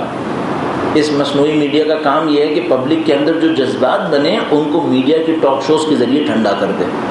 اور یہ لاتے ہی اسی لیے ہیں چونکہ ان کو پتہ پبلک کے جذبات بنے ہوئے ہیں، اس کو کہیں تو ٹھنڈا کرنا ہے، تو وہ ٹاک شوز کے اندر لے آئیں گے، مرغوں کی طرح لڑائیں گے تاکہ پبلک کے اندر کے جو سینٹیمنٹس ہیں اسی کے اوپر ٹھنڈے ہو جائیں کہ دیکھو ہم نے امریکہ کو 4 گالیاں دیتے سن لیا، بس چلو معاملہ ختم ہو گیا۔ ان کا کام یہ ہے، پبلک کو اس طریقے سے ٹھنڈا کر دیں گے۔ اسی طرح پبلک کو ٹھنڈا کرنے کا طریقہ کار یہ ہے کہ بہرحال کسی اور ایشو کے اوپر بات کر لی جائے، جیسے میں نے عرض کیا ڈرون اٹیک کے اوپر اچانک سب بولنا شروع ہو گئے، تو پبلک کے جو اینٹی امریکن سینٹیمنٹس تھے ان کو انہوں نے ایک آؤٹ لیٹ دے دیا کہ ہاں بھائی ٹھیک ہے یہ ایک ویلڈ ایشو ہے، اس کے اوپر آپ بول لیجیے، اس کے اوپر کوئی مسئلہ نہیں ہے۔ تو سب نے وہاں بول بلا کے اپنی بھڑاس نکال لی اور معاملہ اصل معاملہ جو تھا وہ پیچھے رہ گیا۔ یعنی کوئی پوچھنے والا نہیں کہ وہ گاڑی جس نے اس بندے کو کچلا تھا اس گاڑی میں کون تھا، وہ بندہ تو غائب ہو گیا، پہلے دن سے ہی غائب ہے۔ پھر جو 2 بندے مارے کس اختیار کے تحت مارے؟ CIA کے آپریٹرز پاکستان میں کیوں گھوم رہے ہیں؟ دوسرے ملک کے اندر کسی اور ملک کی جاسوس ایجنسی کا اتنی زیادہ دخالت کیوں ہے؟ یہ سارے ایشوز غائب رہ گئے۔ اب صرف ایشو کیا رہ گیا ہے؟ دیت کتنی دی گئی ہے، یہ دیت کس نے دی ہے، اسلام میں دیت کا نظام کیا کہتا ہے۔ اب ایک مولوی آیا وہ دیت کے اوپر تعلیمات بتا رہا ہے، کس کو بیوقوف بنا رہے ہیں؟ پبلک کو اس طرح سے ٹھنڈا کرنے کی کوشش کر رہے ہیں تاکہ پبلک اسے محسوس کرے ہاں فلاں قرآن کی آیت میں بھی تو لکھا تھا کہ دیت لی جا سکتی ہے، اب ہم نے دیت لے لی، معاملہ ختم ہو گیا۔ یہ اس طرح سے پبلک کو خاموش کر دیں، اور کوئی پوچھنے والا نہیں کہ اچھا یہ آیت میں یہ بھی لکھا تھا کہ CIA کے ایجنٹس پاکستان میں کام کریں اور دوسرا ملک خاموش بیٹھا رہے کہ میرے ملک کے اندر باہر کی ایجنسیز کام کر رہی ہیں میں خاموش بیٹھا ہوں۔ دیت دے یا نہ دے، جاسوس آئے کیوں تھا، اس کو اسلحہ کس نے دیا ہے، اختیار کس نے دیا ہے کہ اس طرح سے بندے مار رہا ہے؟ اس پہ کچھ نہیں ہے، صاحب ڈپلومیٹ ہے یہ، ڈپلومیٹ کے پاس اتنے اختیارات ہوتے ہیں۔ اچھا پہلے تو شروع میں انکار کرتے رہے کہ CIA کا آپریٹر ہے، بعد میں قبول کیا کہ نہیں CIA کا بندہ ہے، پھر کیا ہوا؟ پھر وہ بھی چپ ہو گیا۔ اور میں نے عرض کیا آخر میں یہ رہ گیا، جیسے میں کل پرسوں کہیں سے گزرتے ہوئے دیکھ رہا تھا کہ ایک مولانا صاحب بیٹھے ہیں، وہ دیت کے اوپر آیت میں پڑھ کے لوگوں کو سنا رہے ہیں کہ بھائی دیت کا نظام یہ ہے، ورثہ اگر اجازت دے دیں تو پھر سب کچھ صحیح ہو جائے گا۔ ورثہ کے پاس یہ بھی اجازت ہے کہ ایک ملک کی عزت بیچ دیں، ایک ملک کے قانون کو بیچ دیں، سب کام ختم ہو گیا دیت لینے کے اوپر، یہ بے عزتی کی۔ یہ انقلابات ہمیں اچانک نظر آنا شروع ہوئے ہیں، ان انقلابات میں اسلامی کون سے ہیں اور کون سے دمی ہیں، اور کیا یہ واقعات اچانک پیش آئیں یا ایک منظم تحریک کا نتیجہ ہے؟ سوشل افیئرس کے اندر یہ مشکل پیش آتی ہے، پریکٹیکل سائنسز کے اندر آپ نے ایک ایسڈ لیا ایک سالٹ لیا، دونوں کو ملانے کی کوشش کی، ایک ری ایکشن ہوگا آپ کو نظر آ جائے گا۔ سوشل افیئرس میں سالوں لگتے ہیں، سوشل افیئرس میں کمپلیکیشن بہت زیادہ ہوتا ہے۔ تقریباً سب سمجھتے ہیں کہ لبنان میں حزب اللہ کی تحریک ایرانی انقلاب سے متاثر ہوئی ہے۔ کیا جغرافیہ میں باؤنڈری ٹچ کر رہی ہے؟ نہیں۔ زبان ایک جیسی ہے؟ نہیں۔ اسی سال ہوا ہے؟ نہیں۔ یہ سوشل افیئرس کی ایک کمپلیکیشن ہے، یہاں عوامل بہت زیادہ ہوتے ہیں، اثر ہونے میں ٹائم لیتے ہیں اور کمپلیکیشن کے ساتھ آگے بڑھتے ہیں۔ تو یہ جو کچھ ہوا ہے، کوئی کہے یہ سب اسلامی ہے، اگر اسلامی ہے تو فلاں کیوں ہے؟ نہیں، یہ نہیں کہیں گے کہ یہ output net output اسلامی ہو جائے گا، لیکن پیچھے شعور کہیں نہ کہیں مسلمان کا کار فرما رہے گا، اثر دکھانے میں ٹائم لگائے گا، کسی نتیجے تک پہنچنے میں ٹائم لگے گا، کمپلیکیشن کے ساتھ آگے بڑھے گا۔ میں نے پہلے بھی عرض کیا تھا اتنی آسانی سے ظلم کا نظام نہیں ٹوٹے گا، اس میں بہت ساری قربانیاں بھی ہوں گی۔ موجودہ حالات میں سیمینار، لیکچر، ریلیز اور دیگر بیداری کے پروگرامات کے علاوہ ہم کیا کر سکتے ہیں اخلاقی اور شرعی لحاظ سے؟ ہماری اپنی ظاہر ہے کہ بہت ساری ایسے آپشنز ہیں جن کے اوپر ہم عمل کر سکتے ہیں۔ سب سے اہم کام جو مجھے سمجھ میں آتا ہے، ظاہر ہے کہ ہم فوج نہیں بھیج پائیں گے، ظاہر ہے کہ ہم یہ نہیں کر سکتے کہ وہاں پر ایک فوج چلی جائے، اور اگر کر سکتے ہوتے تو یقیناً بہت سارے لوگ کر چکے ہوتے اس کام کو بھی کہ وہاں پہ فوج جاری جائے۔ اور مطمئن رہیے بحرین کے عوام بھی کم نہیں ہیں کہ مثال کے طور پر ہم سوچیں وہاں 4 بندے ان کے ساتھ کھڑے کریں گے تو مشکل کو حل کر دیں گے۔ جو مجھے سمجھ میں آتا ہے کم از کم کام یہ کر سکتے ہیں کہ پوری دنیا میں نظر آئے کہ ظالم پہچانے جانے لگے۔ اب آپ کا مثال کے طور پہ یہ جو سعودی حکمران ہے یہ اپنے آپ کو محفوظ کیوں سمجھتا ہے؟ اس کو پتہ پاکستان میں اس کو بیوقوف بنانے کے لیے پبلک، میں نے کہا گروہوں میں مل جائے گی اور وہ اس کی ہاں میں ہاں ملائیں گے۔ اگر ان کو پتہ ہو کہ نہیں ان کو منہ دکھانے کے لیے جگہ نہیں ملے گی، اتنی آسانی سے حرکتیں نہیں کر پائیں گے۔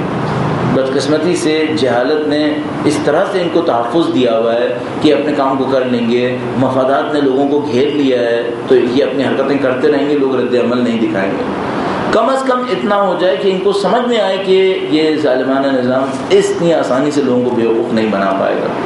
تو یہ جس کو ہم کم سمجھتے ہیں، جس کو اویئرنیس ہم کہتے ہیں اور کم سمجھتے ہیں، یہ بہت اہم ہے اور پارٹیسپیشن اس سے زیادہ اہم ہے۔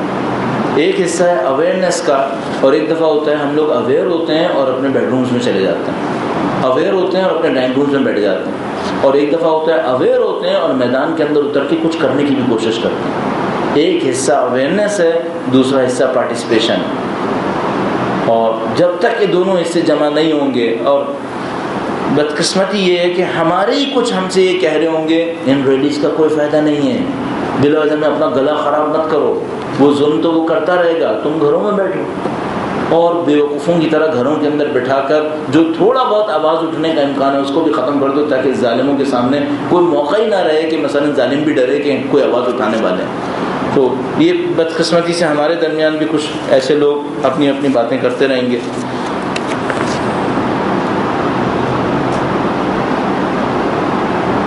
لکھا ہے، ہاں انہوں نے اشارہ کیا کہ انہوں نے کہا کہ ہم نے سنا ہے کہ بحرینی نظام کے اندر بھی کچھ کانفلکٹ ہے اس کے کنگ اور بھائی کے درمیان، میں نے عرض کیا اس کے اوپر۔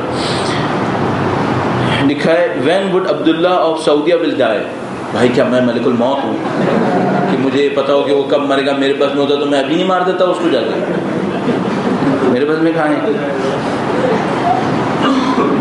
اللہ رحم کر، ہم پر رحم کریے۔ میں تو دعا کروں، آپ بھی دعا کرو، خدایا ان ظالموں کو جلد از جلد واصل جہنم فرما، اتنا ہمارے بس میں ہی تو یقیناً کریں گے، باقی اگر واقعاً بس میں ہوتا کہ ان ظالموں کی گردنوں کو پکڑ کے ان سے کہتے ہیں مسلمانوں کا حق واپس کرو، مسلمانوں کی زندگیوں کو آزاد کرو، جیسے حضرت موسیٰ علیہ السلام پہنچے اور فرعون کے سامنے کھڑے ہو کر کہ اس قوم کو آزاد کرو، تو یہ بھی کرتے پھر۔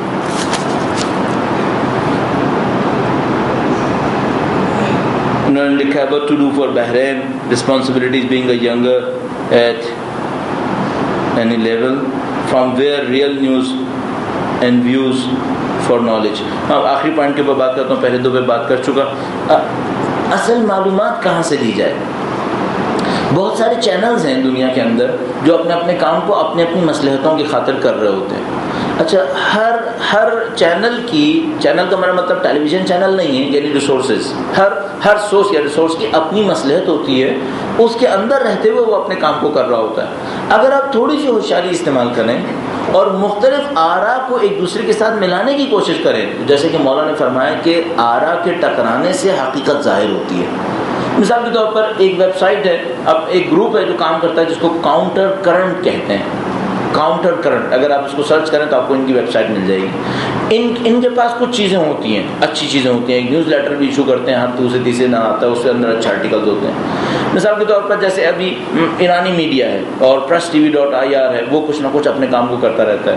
مثال کے طور پر ایسے ہی میں عرض کر رہا ہوں، جیسے مجمع جہانی اہل بیت یا عالمی ادارے اہل بیت کے اپنے کچھ ویب سائٹس وغیرہ ہیں اور وہ اپنے کام کو کرتے ہیں، یا ایرانی نیوز ایجنسیز ہیں، ان کی اپنی ویب سائٹس ہیں، وہ اپنے کام کو کر رہے ہوتے ہیں۔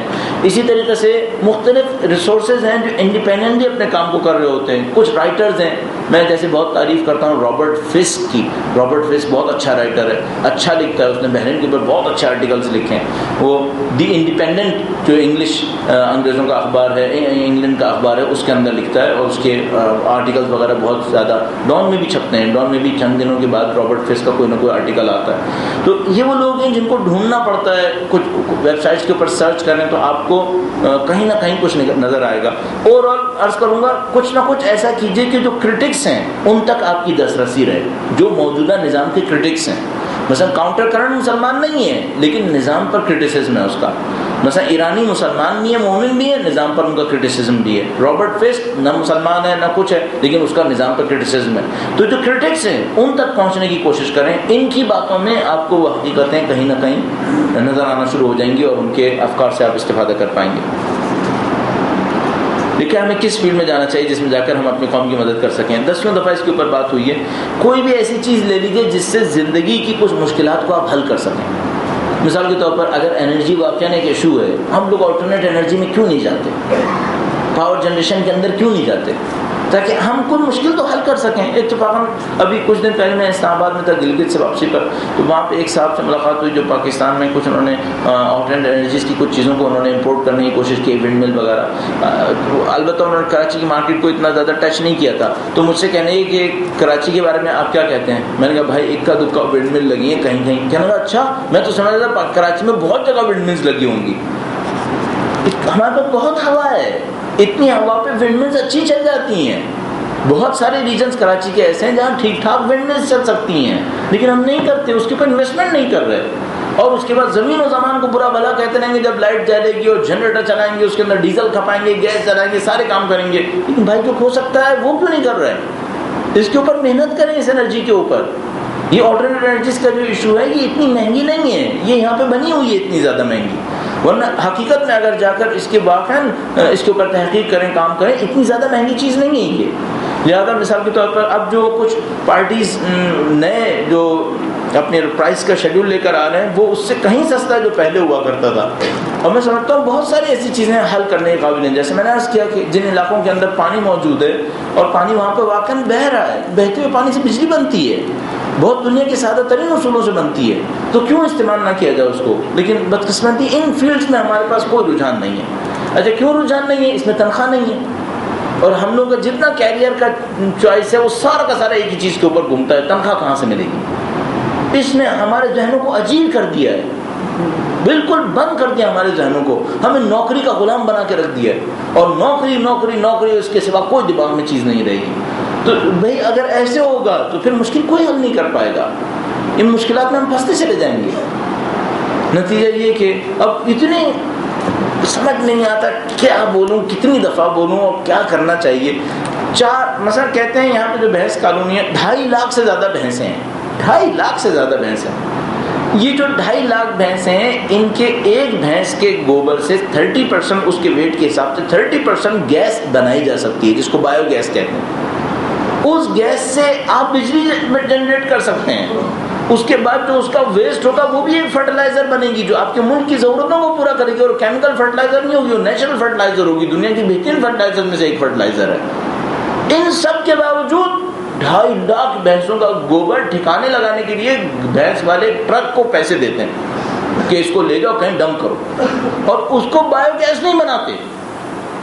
اب بھائی اس کے لیے کون سی ٹیکنالوجی چاہیے، کون سی عقل چاہیے، کون سے شعور کی ضرورت ہے؟ یہ تو دو چار کی طرح باتیں ہیں. میں حیران رہتا ہوں کہ بھائی اس میں کیسے کنونس کیا جائے لوگوں کو کہ آپ کے پاس اگر 150 بھینسیں ہیں، 100 بھینسیں ہیں، اتنی آپ بجلی جنریٹ کر سکتے ہیں. 4 باڑوں کو دیں گے وہاں پہ کھڑے کھڑے، آپ اس سے پیسے بھی بنیں گے، لیکن کوئی ہمت نہیں کرے گا. اور مثلا میں نے کسی ایک سے پوچھا تو اس نے بتایا کہ میں ہر مہینے 5,000 روپے کنڈے پہ دیتا ہوں اور 45,000 روپے ڈیزل میں ڈیزل جلاتا ہوں جنریٹر کے اندر، تو 50,000 روپے مہینہ میں کھپاتا ہوں تاکہ میرے باڑے میں بجلی آتی رہے. 150 کے قریب مثال کے طور پر بھینسیں ہیں. میں گارنٹی سے کہہ رہا ہوں اگر یہ 150 بھینسوں کا بایو گیس پلانٹ لگا دیتے اور اس بایو گیس کو جنریٹر میں جلاتے تو ان کو فری آف کاسٹ بجلی ملنی تھی اور دینے کے قابل بھی ہوتے. نہیں معلوم کیا کریں، کس طرح سمجھائیں. اب تو سمجھ میں نہیں آتا کہ بھئی کیا مقدر میں یہی لکھا ہے کہ ہمارے وسائل ضائع ہوتے رہیں گے، ختم ہوتے رہیں گے. اچھا مزے کی بات یہ ہے کہ یہ جو 2.5 لاکھ بھینسوں کا گوبر ہے، یہ اگر گوبر ایسے ہی پڑا رہے جیسے آپ نے دیکھا ہوگا اوپلے بنتے ہیں تو اس میں سے گیسز نکلتی ہیں جو انتہائی خطرناک گیسز ہیں، اور یہ ہوا میں جا کے گرین ہاؤس ایفیکٹ کو کریٹ کر رہی ہوتی ہیں. اور اگر اس کو اس بایو گیس کے پلانٹ کے اندر ڈال دیا جائے، اس سے بایو گیس بنے، تو اب جو گیس نکلے گی بہت اچھی انوائرمنٹل فرینڈلی گیس نکلے گی، اس کا کوئی نقصان بھی نہیں ہے. آپ کو ایڈیشنل بینیفٹ اتنے زیادہ ہیں، لیکن پتہ نہیں کیوں سمجھا کہ بھی کر لو. اور کوئی ایسا نہیں کہ آپ نے ٹیکنالوجی انوینٹ کرنی ہے، نہیں ہے، پروون ٹیکنالوجی ہے. بایو گیس اتنی سمپل پروون ٹیکنالوجی ہے، لگے پہ میں دیکھتا ہوں اور پھر بھی سمجھ میں نہیں آتا کیسے سمجھائیں. اب تو میں یہی آرزو کرتا رہتا ہوں کاش میرے پاس کوئی وسائل میں میں کوئی بھینس باڑا لگاؤں، وہاں پہ بھینسوں کے گوبر سے میں گیس بنا کر بجلی بنا کے اپنے خواب کو پورا کروں کسی طریقے سے. اور کیا کر سکتا ہوں؟ کتنے سال پہلے میں نے آپ کو کہا تھا کہ بھائی اپنے وسائل کو استعمال کر لو، گھروں کے اندر جو جگہ ہے اس کو اس طرح سے استعمال کر لو، اس طرح سے استعمال. اللہ کا شکر ہے میں نے خود کر لیا، اللہ کا کرم ہو. کم سے کم کوئی یہ نہیں کہہ سکتا کہ تم نے خود کیوں نہیں کیا. میں الحمدللہ رب العالمین جتنے آئیڈیاز دیتا تھا خود میں نے اپنے طور پر اپنی زندگی میں عمل میں لے کے آیا ہوں، اور ان کے بینیفٹس کو دیکھتا ہوں جو میں آپ کو بتاؤں گا تو آپ صرف ہنسیں گے اور اس کو کچھ نہیں ہوگا مثلا. لیکن یہ وہ سب کام ہیں جو کرنے کے تھے.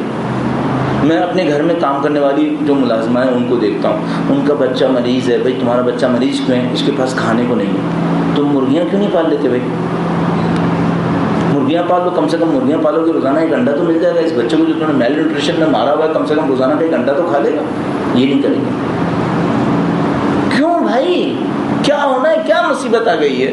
جگہ بھی ہے، سب کچھ ہے، پھر کیوں نہیں کرتے؟ اسی طرح گاؤں دیہات کے اندر چلے جائیں، یہاں تو آپ کو مرغی کو دانا ڈالنا ہے نا، گاؤں دیہات میں تو مرغی کو دانا بھی نہیں ڈالنا، وہ وہیں گھومتی رہے گی، کچھ نہ کچھ کھا پی کے اپنا پیٹ کو بھر لے گی اور انڈا بھی مل جائے گا۔ نہیں کریں گے، بازار سے جا کے خریدیں گے۔ جب اتنی عقل مندیاں آ رہی ہیں تو پھر کیا نتیجہ دیں انسان، کس طرح سے لے کے چلے؟ Sir, do you think the youth should join politics to bring about a change? کسی کے ہاتھ میں نہ پھنسیں، پولیٹکس میں آئیں شعور کے ساتھ، آگہی کے ساتھ، نظم و ضبط کے ساتھ، تو بینیفٹ یقیناً ہے، ورنہ کسی کے ہاتھ میں پھنس جائیں گے اور کوئی فائدہ نہیں ہوگا، شعوری فائدہ نہیں ہوگا۔ بحرین میں کشیدہ حالات پر غیر شیعہ تنظیموں نے احتجاج ریکارڈ کرایا، جو کہ خوش آئندہ بات ہے، لیکن تیونس، الجزائر، لیبیا میں کشیدہ حالات پر ہم کیوں باہر نہیں نکلتے؟ یا ڈرون حملوں مرنے والے عام لوگوں کے حق میں کیوں شیعہ قوم مظاہرے نہیں کرتی؟ کیا صرف شیعہ کے مرنے پر ہی ہم باہر آئیں گے؟ جبکہ مولا علی یہودی عورت کی پازیب چھیننے پر سخت غمگین ہوئے تھے۔ بات بالکل صحیح ہے، جہاں کہیں بھی مظلوم کا کوئی حق ضائع ہو، اس کے اوپر کہیں نہ کہیں ہمیں آواز اٹھانی چاہیے، اپنی بات کو لوگوں تک پہنچانا چاہیے، اور اگر اس کا راستہ جیسے کہ اس وقت ہمارے پاس رہ جاتا ہے کہ وہ ہم کسی طریقے سے پبلکلی باہر آئے اور اس کام کو کریں، تو یقیناً کرنا چاہیے، اس میں کوئی قباحت نہیں ہے، بلکہ یقین ہونا چاہیے۔ ریمنڈ ڈیوس کا واقعہ میڈیا پر معاملہ کیا لوگوں کو گمراہ کرنے کے لیے شائع نہیں کیا جا رہا؟ کیا اس کے پیچھے کوئی اور منصوبہ یا کسی حق کو چھپایا جا رہا ہے؟ مثلا مختلف تنظیم، مثلا اہل سنت جماعت اسلامی کا ڈیوس کے خلاف احتجاج کرنا کیا ثابت کرتا ہے؟ یہ آج کل مرد آباد امریکہ ایک فیشن بن گیا ہے، تقریباً کہہ سکتے ہیں ایک فیشن کے اندر تبدیل ہو گیا ہے، اور یہ وہ لوگ کہ جو اس نظام کے حامی ہیں وہ خود بھی یہ کام کریں گے تاکہ پبلک کو ایک آؤٹ لیٹ مل جائے جذبات کو نکالنے کا، اور کوئی صحیح قیادت کے پیچھے نہ چلے کہ جو واقعاً امریکہ کے خلاف کوئی کام کر لے۔ اس میں ایک کتاب میں ایک زمانے میں ایران میں دیکھتا تھا جو کسی اینٹی امریکن نے لکھی تھی، تو وہ کہتا ہے کہ ایک امریکن سینیٹر تھا، وہ فلپائن گیا، تو جب امریکن سینیٹر فلپائن گیا تو فلپائن میں اس کے خلاف مظاہرہ ہوا، اور اس میں فلپائنی پارلیمنٹ کے دو تین ممبرز نے اس کو لیڈ کیا، تو وہ جس دن امریکن اترا سینیٹر، اس دن مظاہرہ ہوا، 2-3 پارلیمنٹیرین جو فلپائن کی پارلیمنٹ کے تھے انہوں نے اس کو لیڈ کیا، شام کو ایمبیسی نے ڈنر دیا پولیٹیشینز کو، تو اس میں وہ تینوں بھی کھڑے ہوئے تھے، جو اس سینیٹر کی آمد پر پولیٹیشینز کو ڈنر دیا گیا تھا اس میں وہ کھڑے تھے، تو وہ پولیٹیشین جو سینیٹر آیا تھا وہ ان پولیٹیشینز کے پاس گیا، کہا میں نے دوپہر تم لوگوں کی تصویریں دیکھی ہیں، تم میرے خلاف نعرے لگا رہے تھے، تو وہ اور ایمبیسڈر ہنسنے لگے، کہنے یہ گیم کا حصہ ہے، یہ ڈرامے بازی، یہ سب ہے کہ ہاں بھائی ٹھیک ہے پبلک کو بالآخر بیوقوف بنانا ہے، تو جو پہلی قیادت ہے وہ بھی ہماری، جو آلٹرنیٹ پبلک سوچے وہ بھی ہماری، اور اگر کوئی تھرڈ سوچے وہ بھی ہماری۔ نواز شریف، بے نظیر، عمران خان، اسلم بیگ، سب ہمارا ہے، جائیں گے کہاں؟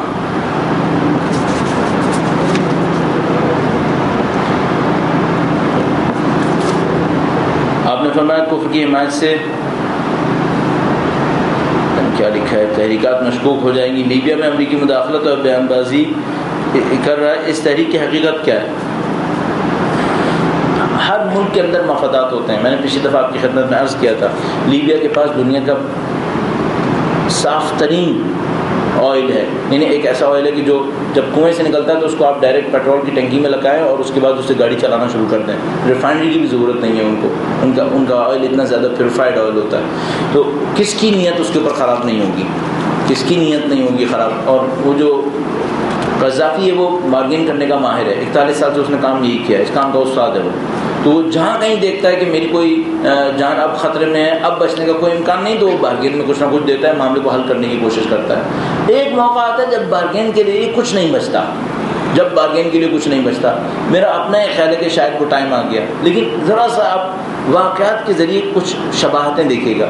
صدام کے ساتھ بھی انہوں نے یہی نہیں کیا تھا، پہلے نو فلائی زون بنایا تھا، پھر 10 سال تک اس کو باقی رکھا تھا، اس دوران ان تمام ایلیمنٹس کو ختم کرنے کی کوشش کی تھی جو امریکہ کے خلاف ہو سکتے تھے، اس کے بعد 10 سال کے بعد صدام کو ہٹایا تھا۔ تو یہ کام کریں گے کہ مثلا اس کو موقع دیں گے کہ یہ جتنے اینٹی امریکنز ہوں، جو ٹرو اینٹی امریکنز ہوں، ان کو ختم کریں، اور اس کے بعد جب بالکل معاملہ ختم ہو چکا ہوگا، جتنے گندے کام کروانے ہوں گے سب کروا چکے ہوں گے، تب اس کو یہاں سے فارغ کر دیں گے۔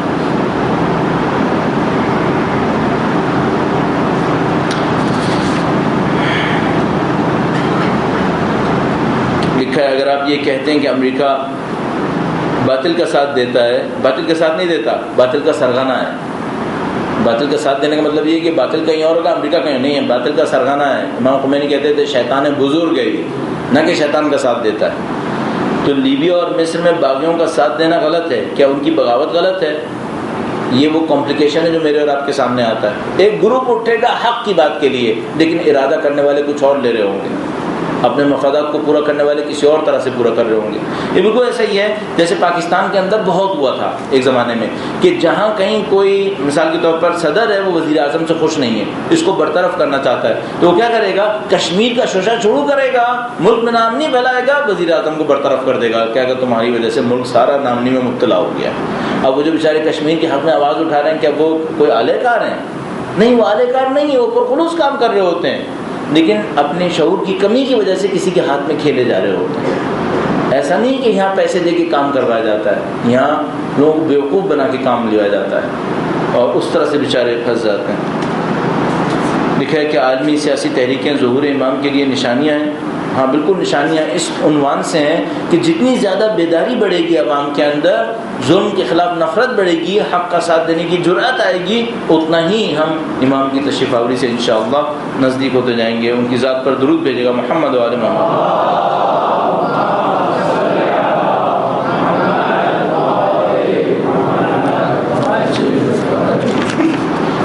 سوال میں سی ایف آر اور ایپاک کا تذکرہ کیا ہے، اس کے اوپر ہم نے بہت پہلے ایک سیمینار کیا تھا۔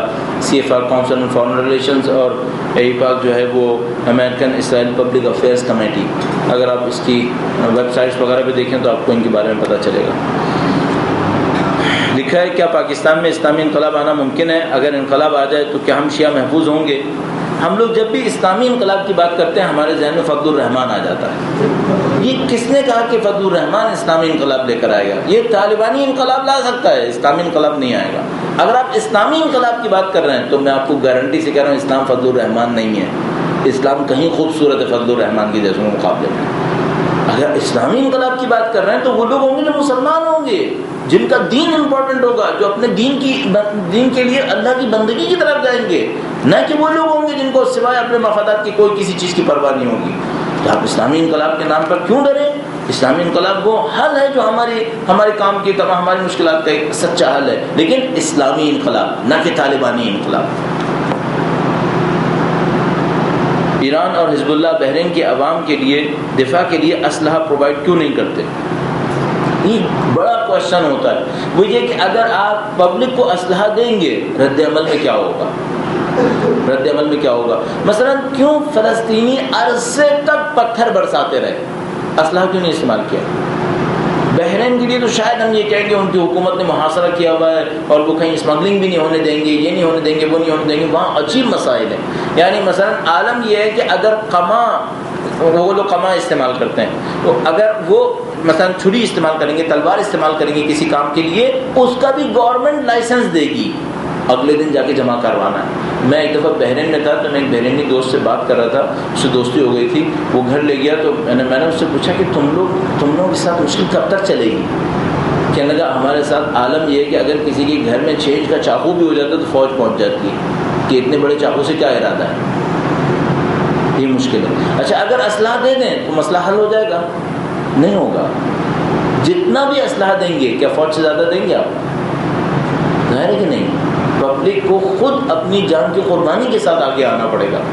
مثلا کیا واقعا سوچتے ہیں کہ اگر اسلحہ پرووائڈ کر لیں گے تو اتنا اسلحہ پرووائڈ کر لیں گے جتنا بحرین کی فوج کس سے زیادہ اسلحہ دے پائیں گے ان کو؟ مثال کے طور پر کیا ان کو ٹینکس دے پائیں گے؟ کیا ان کو توپیں دے پائیں گے؟ ظاہر ہے کہ نہیں۔ یہ وہ جگہ ہے جہاں ہمیں سوچنا ہوگا کہ عوام کی اپنی ایک طاقت ہوتی ہے، وہ طاقت ان تمام اسلحوں سے زیادہ اہم ہوتی ہے۔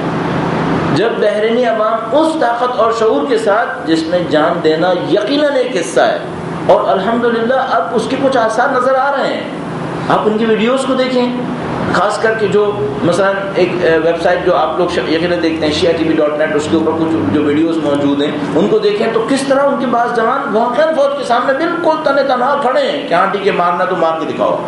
یا مثلا ابھی کوئی صاحب بحرین سے آئے تھے پرسوں بلکہ کل، تو بتا رہے تھے کہ ایک دن آیا جس میں سب لوگ کفن پہن کے آئے اور سب کے کفن پہ لکھا تھا میں اگلا شہید ہوں، میں اگلا شہید ہوں۔ تو اگر واقعا اس جذبے تک پہنچ جائیں پھر انقلاب آ جائے گا، پھر انقلاب آ جائے گا۔ دیکھنا ہوگا کہاں تک پہنچے گی. تو اسلحے کی کمی مسئلہ نہیں ہے، اصلی کمی اس جذبے کو اس جگہ تک ہے جب خون بہے گا اور پھر بھی وہاں پر میدان میں باقی رہیں گے اور اپنے کام کو انجام دیں گے. البتہ یہ میں عرض کرتا چلوں، کسی بھی علاقے کے لیے اسلحہ حاصل کرنا فی زمانہ مشکل نہیں.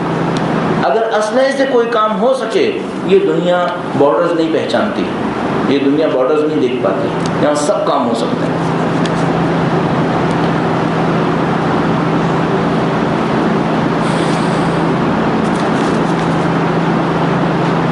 اچھا، کچھ ریپیٹڈ کوشچنز ہیں.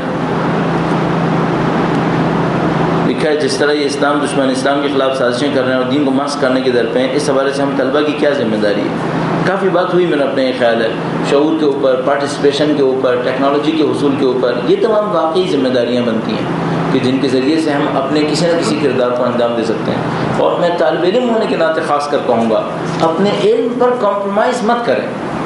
آپ جس فیلڈ کے اندر ہیں اس کے اندر سب سے اچھے بننے کی کوشش کریں، کم کے اوپر اکتفا مت کریں.